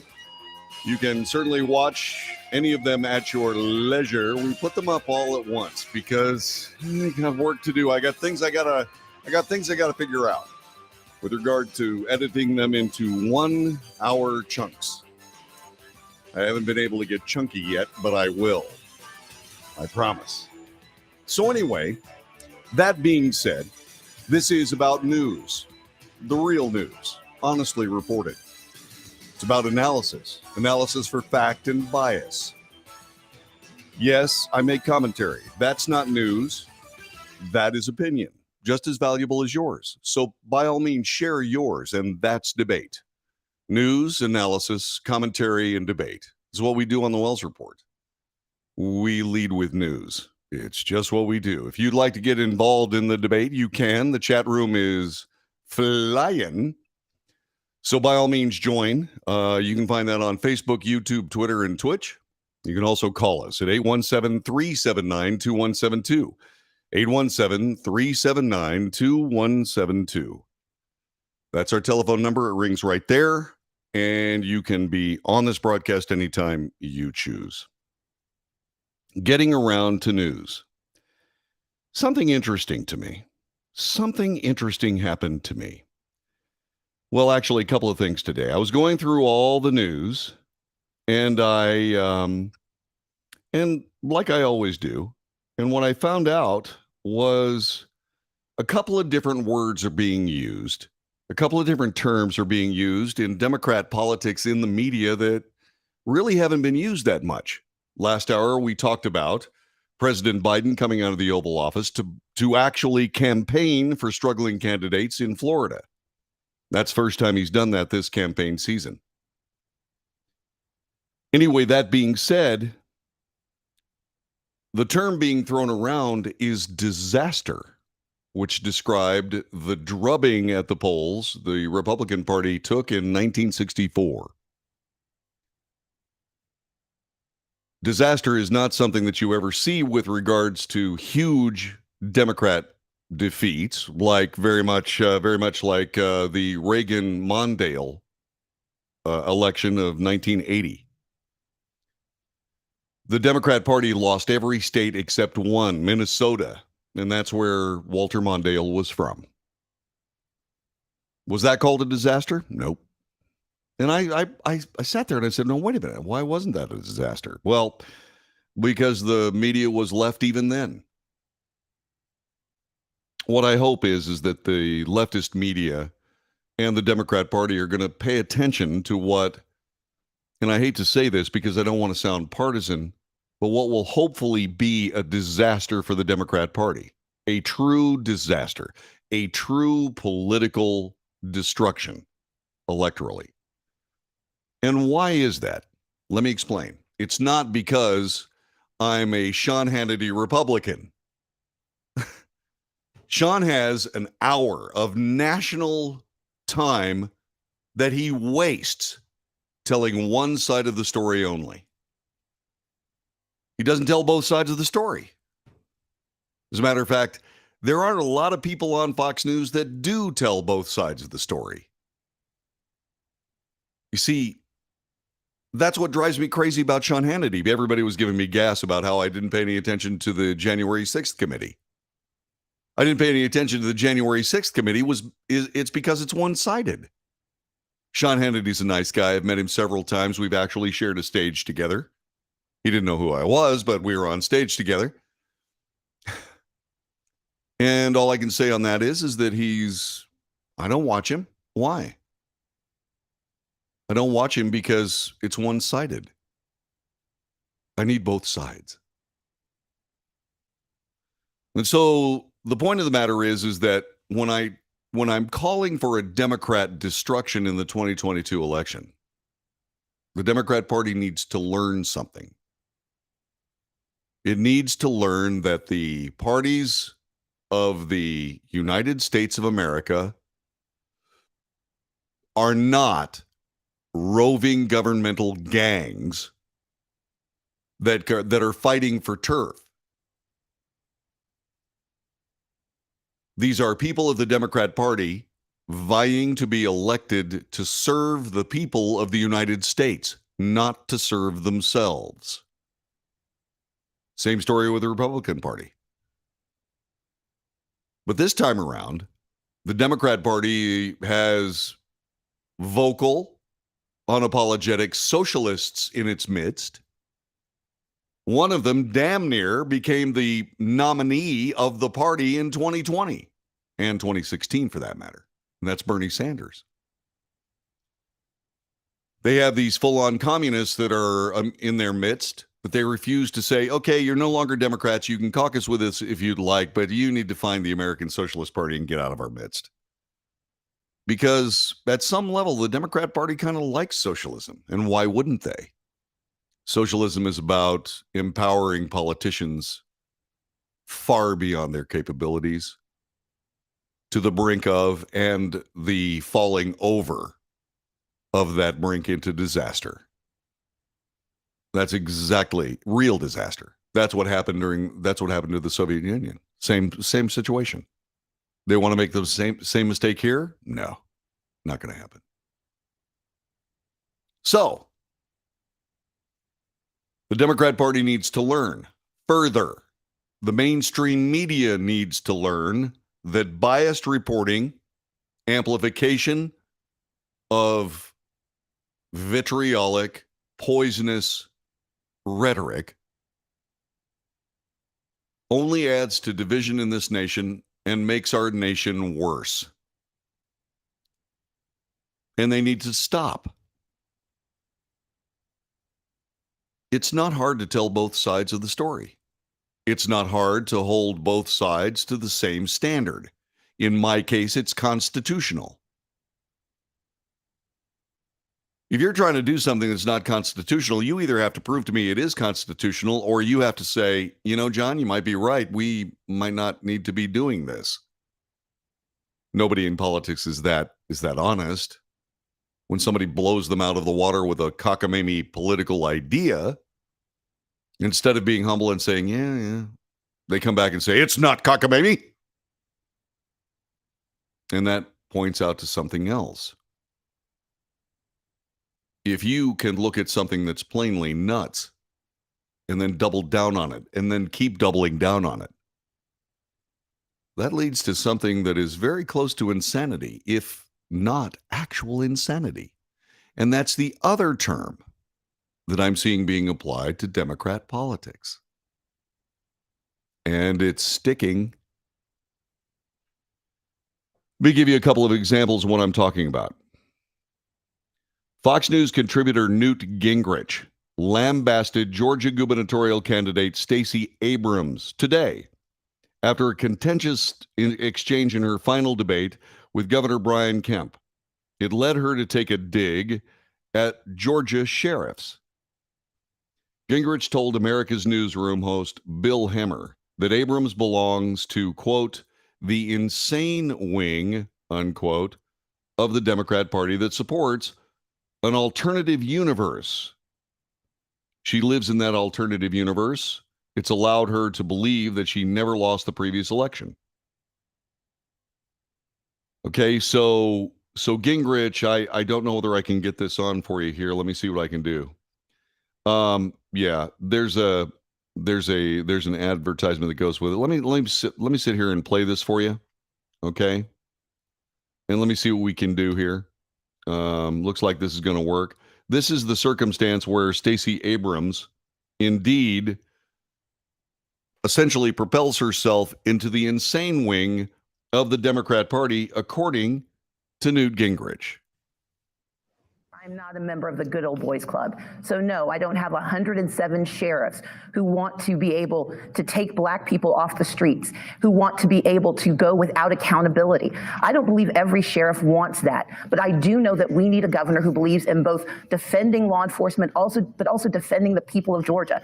So that's Stacey Abrams making waves in that governor's race. Newt Gingrich, former Speaker of the House, knows the state as well as anyone, represented Georgia and a Fox News contributor. Now, sir, good morning to you. Some are suggesting she invoked race clearly in that answer. How did you hear it? Well, let me say, first of all, just for a moment, Chris and I both have Paul Pelosi in our prayers. He's always been nice to us, and it's terrible what's happened in San Francisco. And I just feel compelled, following that report, to just say that we should all keep Paul in our prayers and hope he recovers fully. Look, Stacey Abrams, and I tweeted about this. I'm working on a paper about the two wings of the Democratic Party, the weird wing and the insane wing. And she clearly is in the insane wing. I mean, does anybody really believe that there are sheriffs who get up every morning hoping to arrest blacks and take them off the street? This is a kind of wild hallucination. I don't think it's paranoia. I think it just tells you about this alternative universe that Stacey Abrams lives in that has no relationship to the real world. It's the same universe that got her to say she had never been defeated. It's the same universe that got her to say that they should move the All-Star game away from Atlanta, which of course hurt minority-owned small businesses, and it may have cost $100 million to small businesses in Atlanta. So this is sort of typical. As the left disintegrates, you see them getting wilder and wilder in their comments. You have the governor of New York claiming that the red states have worse crime than the blue states, which is just it's factually false. I mean, it's the kind of stuff where they can't tell the truth, they can't campaign on the issues, and they don't have much left. Let me play a little clip of this. Crime's an issue for a lot of voters. It's quite clear it's showing up in all the polling. Here's Kathy Hochul on Sunday on CBS talking about crime. These are master manipulators. They have this conspiracy going all across America to try and convince people that in democratic states they're not as safe. Well, guess what? They're also not only election deniers, they're data deniers. The safer places are the democratic states. My apologies. That was MSNBC from over the weekend. Lee Zeldin told Dana and me yesterday that he needs to win. New York City, the boroughs, it's 7-1 Democrats. That's what the registration shows. He needs at least 30% of New York City to have a shot at winning. I think the number he dropped on us yesterday was 35. So that's sort of the baseline to see whether or not he can win statewide. The obvious indicator there for people watching at home is that this is a really hard state to win because it has been deep, deep blue. Oh, yeah. All right, so that's not what we're talking about here. We're talking about the insane wing of the Democrat Party. I have a question for you. Does that actually exist? Is there actually an insane wing of the Democrat Party? Yes or no, and why? 817-379-2172. Is there an insane wing of the Democrat Party? For that matter, is there an insane wing of the Republican Party? Yes or no, and why? 817-379-2172. Interested in hearing what you have to say. Because Stacey Abrams clearly lives in a place that does not exist when she thinks that she lives in a state where the sheriffs get up every day with the sole purpose of arresting black people and taking them off the street. It's ridiculous. Kathy Hochul is saying that right-wing states are more dangerous than left-wing states. Again, totally nuts. So are they indeed totally nuts? We'll talk more next. This is the Wells Report.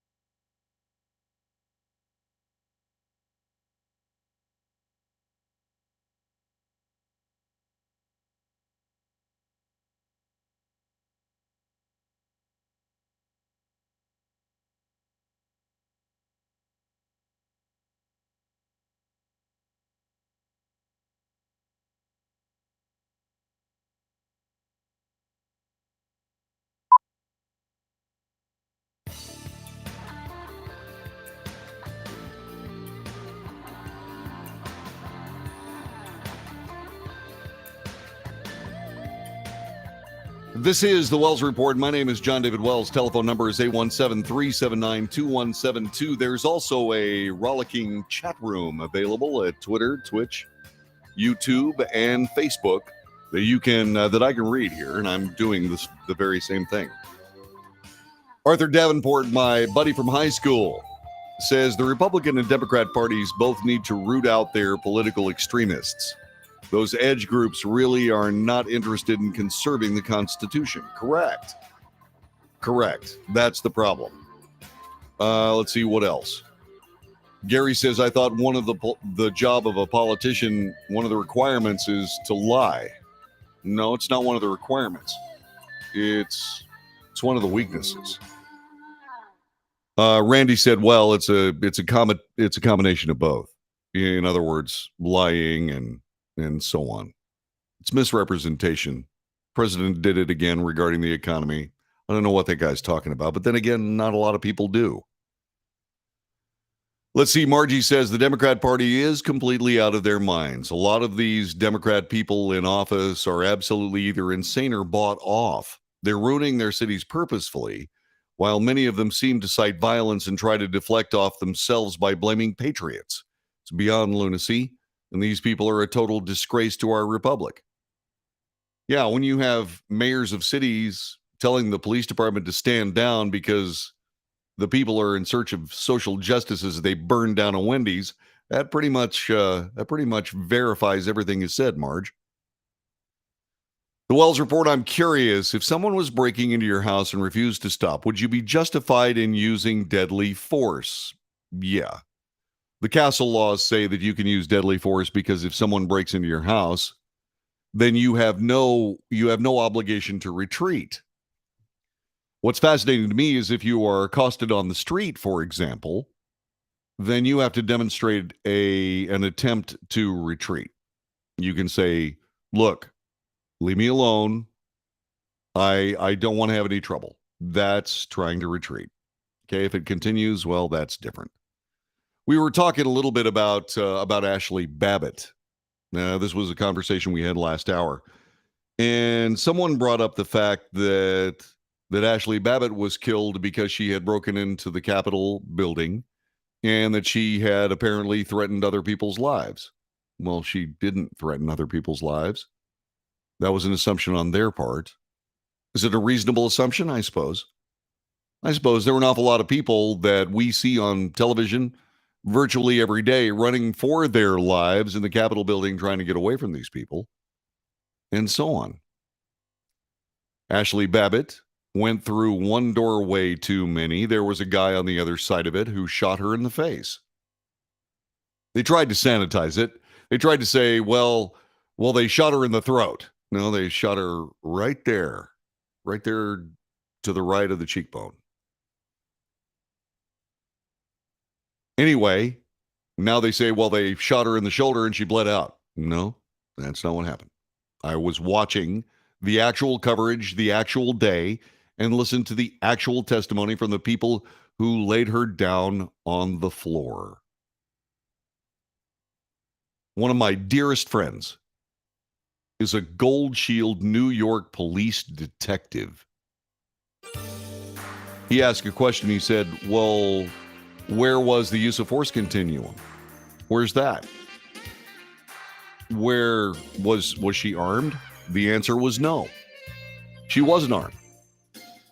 Did she demonstrate that she was planning on killing someone? Specifically the officer? No. He was armed. She wasn't. Where was the pepper spray? Where was the collapsible baton? Why did he go directly to deadly force? Well, I don't know. I asked all those questions. And then I watched as this man was actually decorated for killing Ashley Babbitt.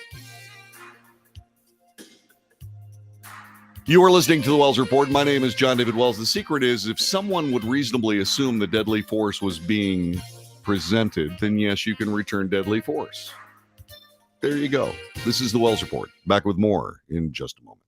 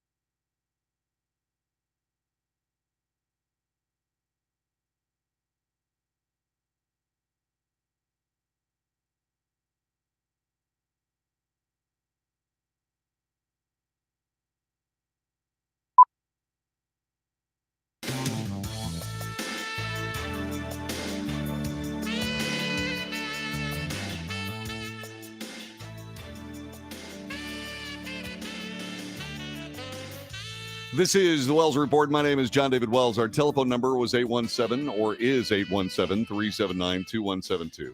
817-379-2172. You would think, well, let me start at the beginning. Einstein once said, repeating the same act several times, assuming you're going to get a different result, is insanity. To repeat something and expect a different result is insanity. That came from Albert Einstein. It was in 2017 when a Planned Parenthood executive found herself on video haggling over the price of baby body parts so she could buy a Lamborghini. It was nauseating then, and it's turned into a callous now, which is a pun, especially when you consider the callousness of that woman's thought process. Horrific. Anyway, you would think the Democrat Party would learn, since they are tied at the hip. They are the party of abortion. They are tied at the hip with Planned Parenthood. You would think that they would stop attaching abortion to money. But like I keep telling you, politicians are not that smart. These parties honestly believe they are smarter than all of us, and they simply aren't. They don't learn from their mistakes. And this hour we're talking about whether or not there is an actual insane wing of the Democrat Party. Now, make no mistake. Okay, there's an insane wing of the Republican Party, too. Probably several. Some people will say, well, yeah, the Tea Party, that was an insane wing of the... No. The Tea Party is the same group of people that are now MAGA Republicans. Are they insane? No.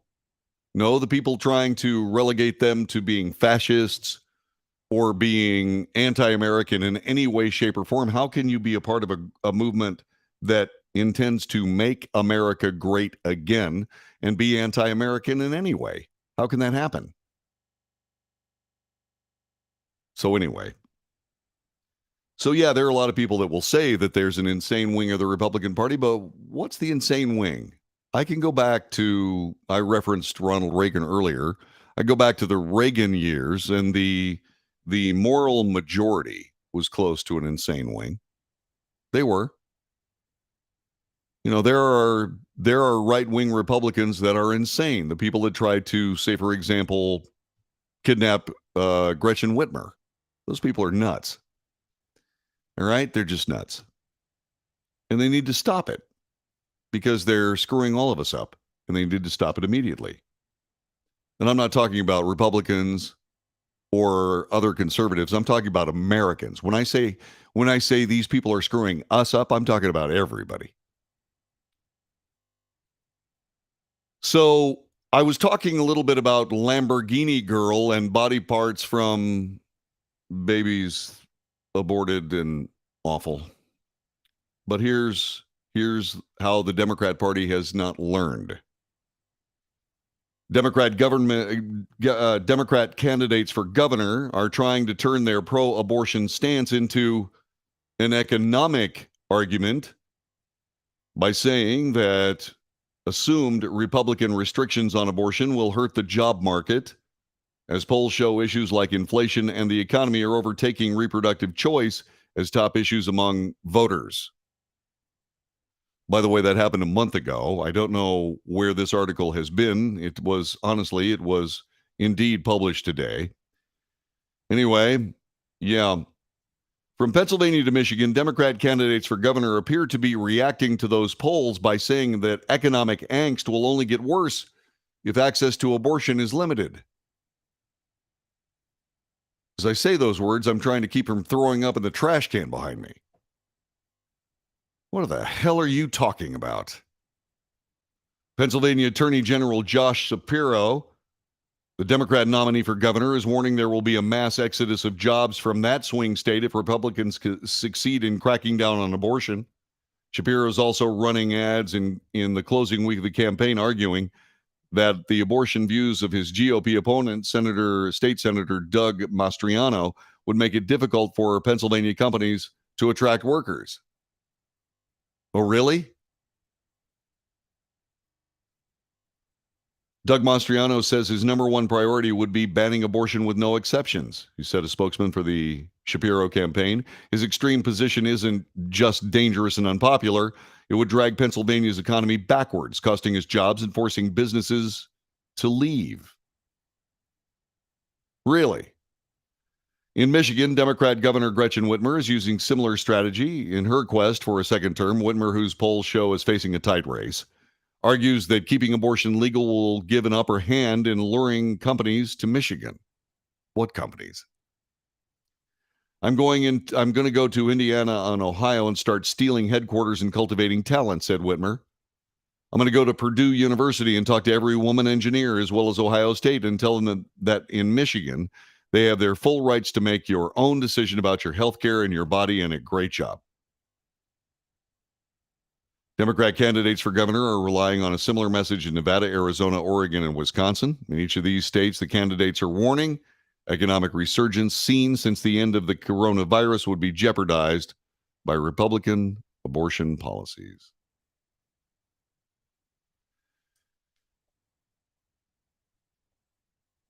The word is nauseating. It's just nauseating. I can't believe they would even say stuff like that. But this is what you would expect. You know, you get a wound on your arm or something like that, you know, you don't do anything about it. It starts to get angry. It starts to hurt. It starts to get ugly as your body starts to fight what is the inevitable infection, and the infection gets worse, and you start developing a fever because of the wound, and suddenly you're delirious and so on and so forth. And then one day your body wins the fight and the fever breaks and the healing starts. But, you know, the thing about it is that before that all happens, that wound gets mighty, mighty ugly. It's far, far easier to just do something about it, which is to clean it all up. Take care of it. You know, be responsible in your health care, to use a term. And what we have here is we have this national wound that has been festering since 1973. The fever hasn't yet broken. The actual administration of antibiotics has been given in the form of the Dobbs decision.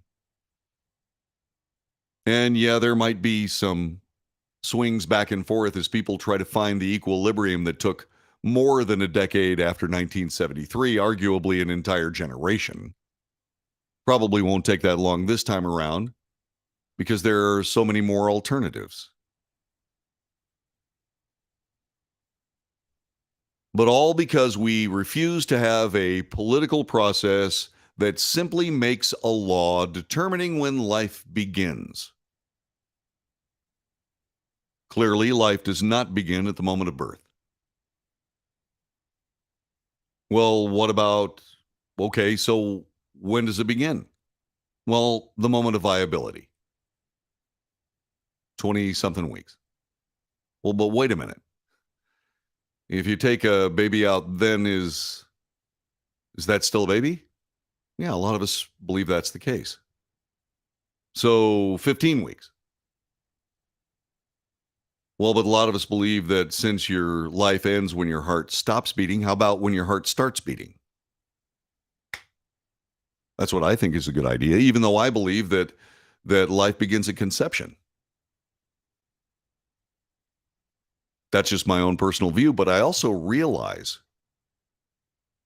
that the solution to this issue, which is the determination of when someone is actually someone, and to me, when the heart begins is a perfect signpost for that. Just as when your heart stops is a perfect signpost for your death. We don't have any trouble whatsoever determining if someone is pregnant. We don't have any problems with that. It doesn't take weeks to find out. It takes minutes. There are all kinds of ways to handle these things. And by the way, up until this moment, whenever we decide someone is someone, I absolutely agree. The women have a right to control their health care and their bodies. What I disagree with is them controlling somebody else's body. In fact, most of our laws involve the restrictions on doing something with somebody else's body. And it should be applied to women who gestate babies. Culturally, it would be a boon for the United States and all around the world, because suddenly women would be the crucible of new life, just like they always have been, and would be revered as such.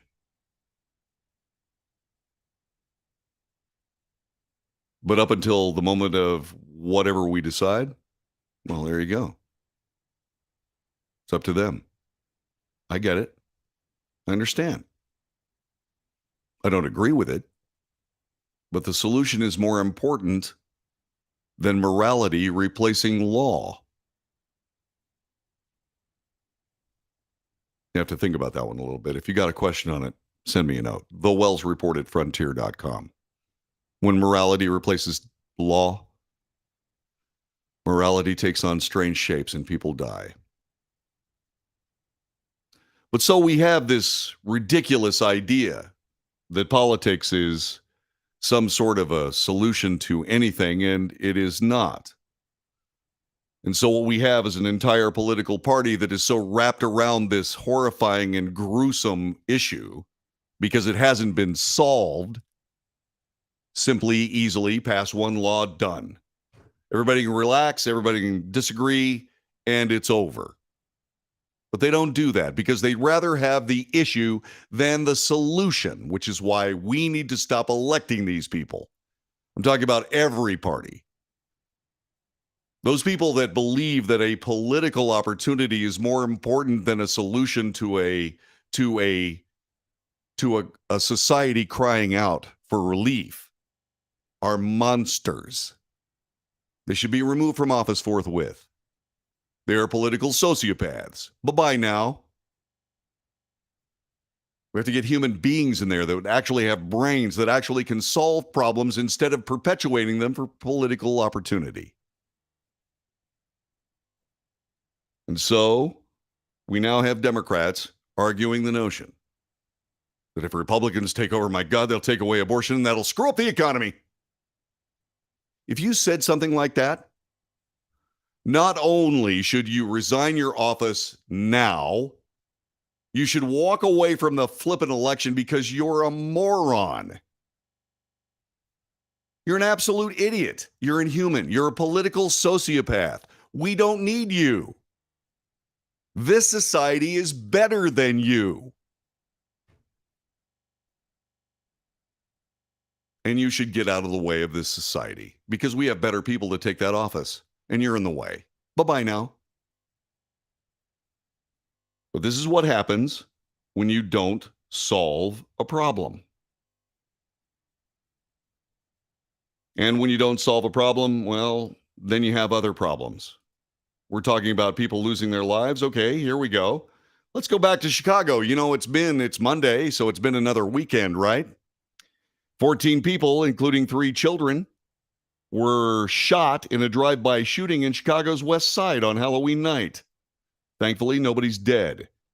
Chicago Police Superintendent David Brown, former chief of the Dallas Police Department, a reasonable guy, said in a news conference, the conditions of the injured range from critical to non-life-threatening. Let's hope the critical ones are able to get through it. Injuries included gunshot wounds to the legs and torso. Victims were aged 3 to 51. According to a statement from Chicago police, the children who were shot are 3, 11, and 13 years old. All 3 are in serious condition. So what is the solution according to the people that make this all happen, that make this all possible? This gunfight at the OK Corral, except far, far worse, every weekend in Chicago? What are they saying the solutions are? What are the actual solutions? What they say the solutions are aren't solutions. How do we know? Because it happens every weekend like clockwork. This is another politician that would rather have the problem than a solution. And that is insanity. Getting back to our discussion, is there an insane wing of the Democrat Party? Well, 14 people got shot in Chicago. Why is that? Well, because Democrats are in charge. Because they don't realize that if you keep trying something and it doesn't work, it's because you're nuts. We'll get back with more of that in just a moment. This is the Wells Report. See you in a second.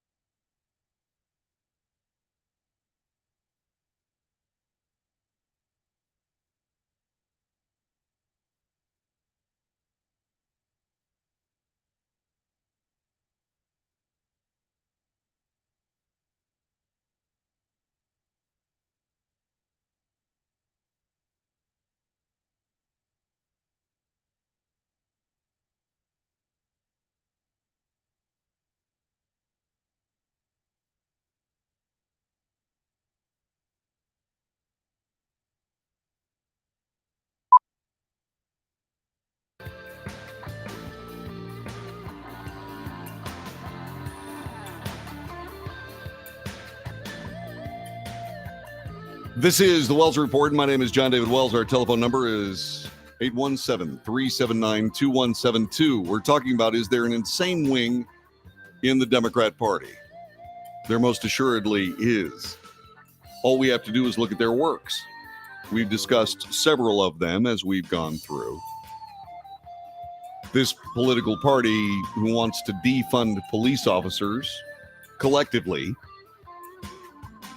are also the same people that want to render us all defenseless before the demonic maniacs with weapons. And there can be no better example of that than Chicago. 14 people, including 3 children, wounded in drive-by shooting on the Chicago's west side on Halloween. People wonder how come that doesn't happen in Texas, in any town in Texas. Why doesn't it happen in Texas? Why does it happen in Illinois? Why does it happen in Chicago? Why is that? Well, because the same malfunctioning politicians who keep wanting to get the rest of us disarmed for the sake of gun control, which serves a far larger, more insidious and malevolent agenda. Because of that, they are waiting for us to cry out in pain enough so that they can enact even more restrictive gun ownership. Well, that's un-American, because the Second Amendment of the Constitution clearly says the rights of us to keep and bear arms will not be infringed. And yet they're infringed every single day, and this is why it has to stop. We don't have that problem here in Texas. If you want to carry a weapon, you can carry a weapon. I do suggest, by the way, that you get a concealed weapons permit and you go through the training necessary, and you train once a month. I pound on it every single day that we talk about weapons in the United States. We don't have drive-by shootings where 14 people are killed every weekend. They happen every now and then, but not very often. And the reason is because if you try that in Texas, there are going to be a half a dozen people that'll clear leather and fill your car full of white-hot killing lead, and you will die in place when that happens. All that has to happen in Chicago is probably 4 weekends in a row where people carrying weapons in Chicago return fire against these savages and kill them on the spot instead of letting the savages kill unarmed people on the spot. And it'll stop. Let's go do a drive-by on the west side. No, man, are you kidding? We'll get killed. Yeah, you'll get killed. That is what solves this problem. But a politician who wants to be able to lord over the people because they can't defend themselves wants to take weapons away from everyone, which means everyone that follows the law. You won't believe this, but those people that do drive-by shootings every day or every weekend in Chicago, they don't care about the law. So these insane politicians are trying to render the populace defenseless before the maelstrom, before the wolves, for the sake of their politics. They are political sociopaths. They are un-American political sociopaths. How did they get elected? I don't know.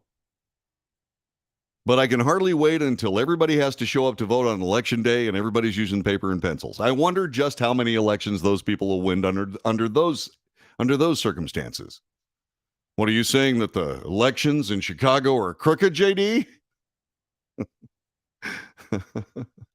Do you know anything about American political history? Chicago, are you nuts?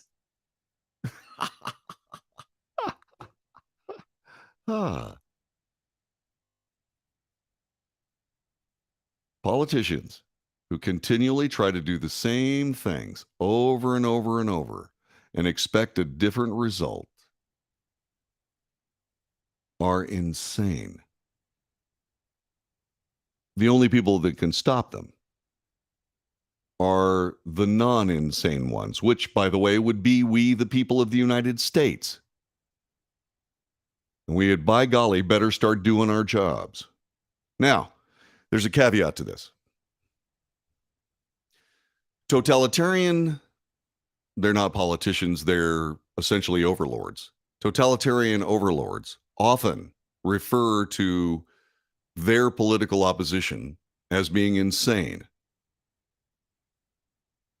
Please understand that when I ask if there is an insane wing of the Democrat Party, and I think we've definitively proved that there is, not based on disagreeing with them politically, but disagreeing with the fact that people are dying left and right because of their political policies, and they refuse to change them. They are literally trying to do something over and over and over and expecting a different result. It's not going to work. They are truly insane. And by the way, there are just as many insane people and just as many political sociopaths in the Republican Party, on the right side of the political spectrum.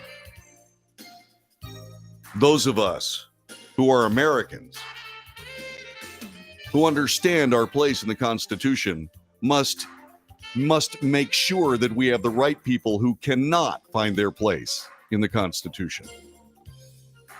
And we must rid ourselves of them. From a political power standpoint, of course. Stop voting for insane people. Stop voting for political sociopaths. If you don't know whether somebody's a political sociopath or not, just keep listening. They'll tell you, just like we're hearing right now. This has been the Wells Report. I hope you've enjoyed the show. We'll be back tomorrow with another edition of this broadcast. Don't miss it. And okie dokie. By golly, I think that was a pretty good show. I kind of like that one. How about you? Let's see, where are we now? We have a couple of minutes here. Let me get rid of that. I stopped that, so that stops, and that is stopped. Let's see what else. The Wells Report, I personally would not have used deadly force. Neither would I. The group was violently breaking into that corridor. Spray a bunch of pepper spray into the doorway, and people will stop. And if you don't think that pepper spray will stop people, even a mob, you don't know anything about pepper spray. It's miserable. It's horrible. It's horrible. Let's see. Yeah, she was dead before she hit the floor. I would not dare to go to a White Sox game now. It's scary in 93, but that was, in comparison, that was safe. What about Kennedy? Was he screwed up? No. No, Kennedy wasn't screwed up. Kennedy is one of the first guys to realize that if you wanted more money in government coffers, you had to cut taxes, not raise them. There's a famous recording of him saying that. JFK was not his brother Teddy. Teddy was a leftist loon, in my humble opinion. Okay, just my opinion. He was a leftist loon. All right, but JFK was a solid dude. He was a solid guy. I mean, he's the reason we went to the moon.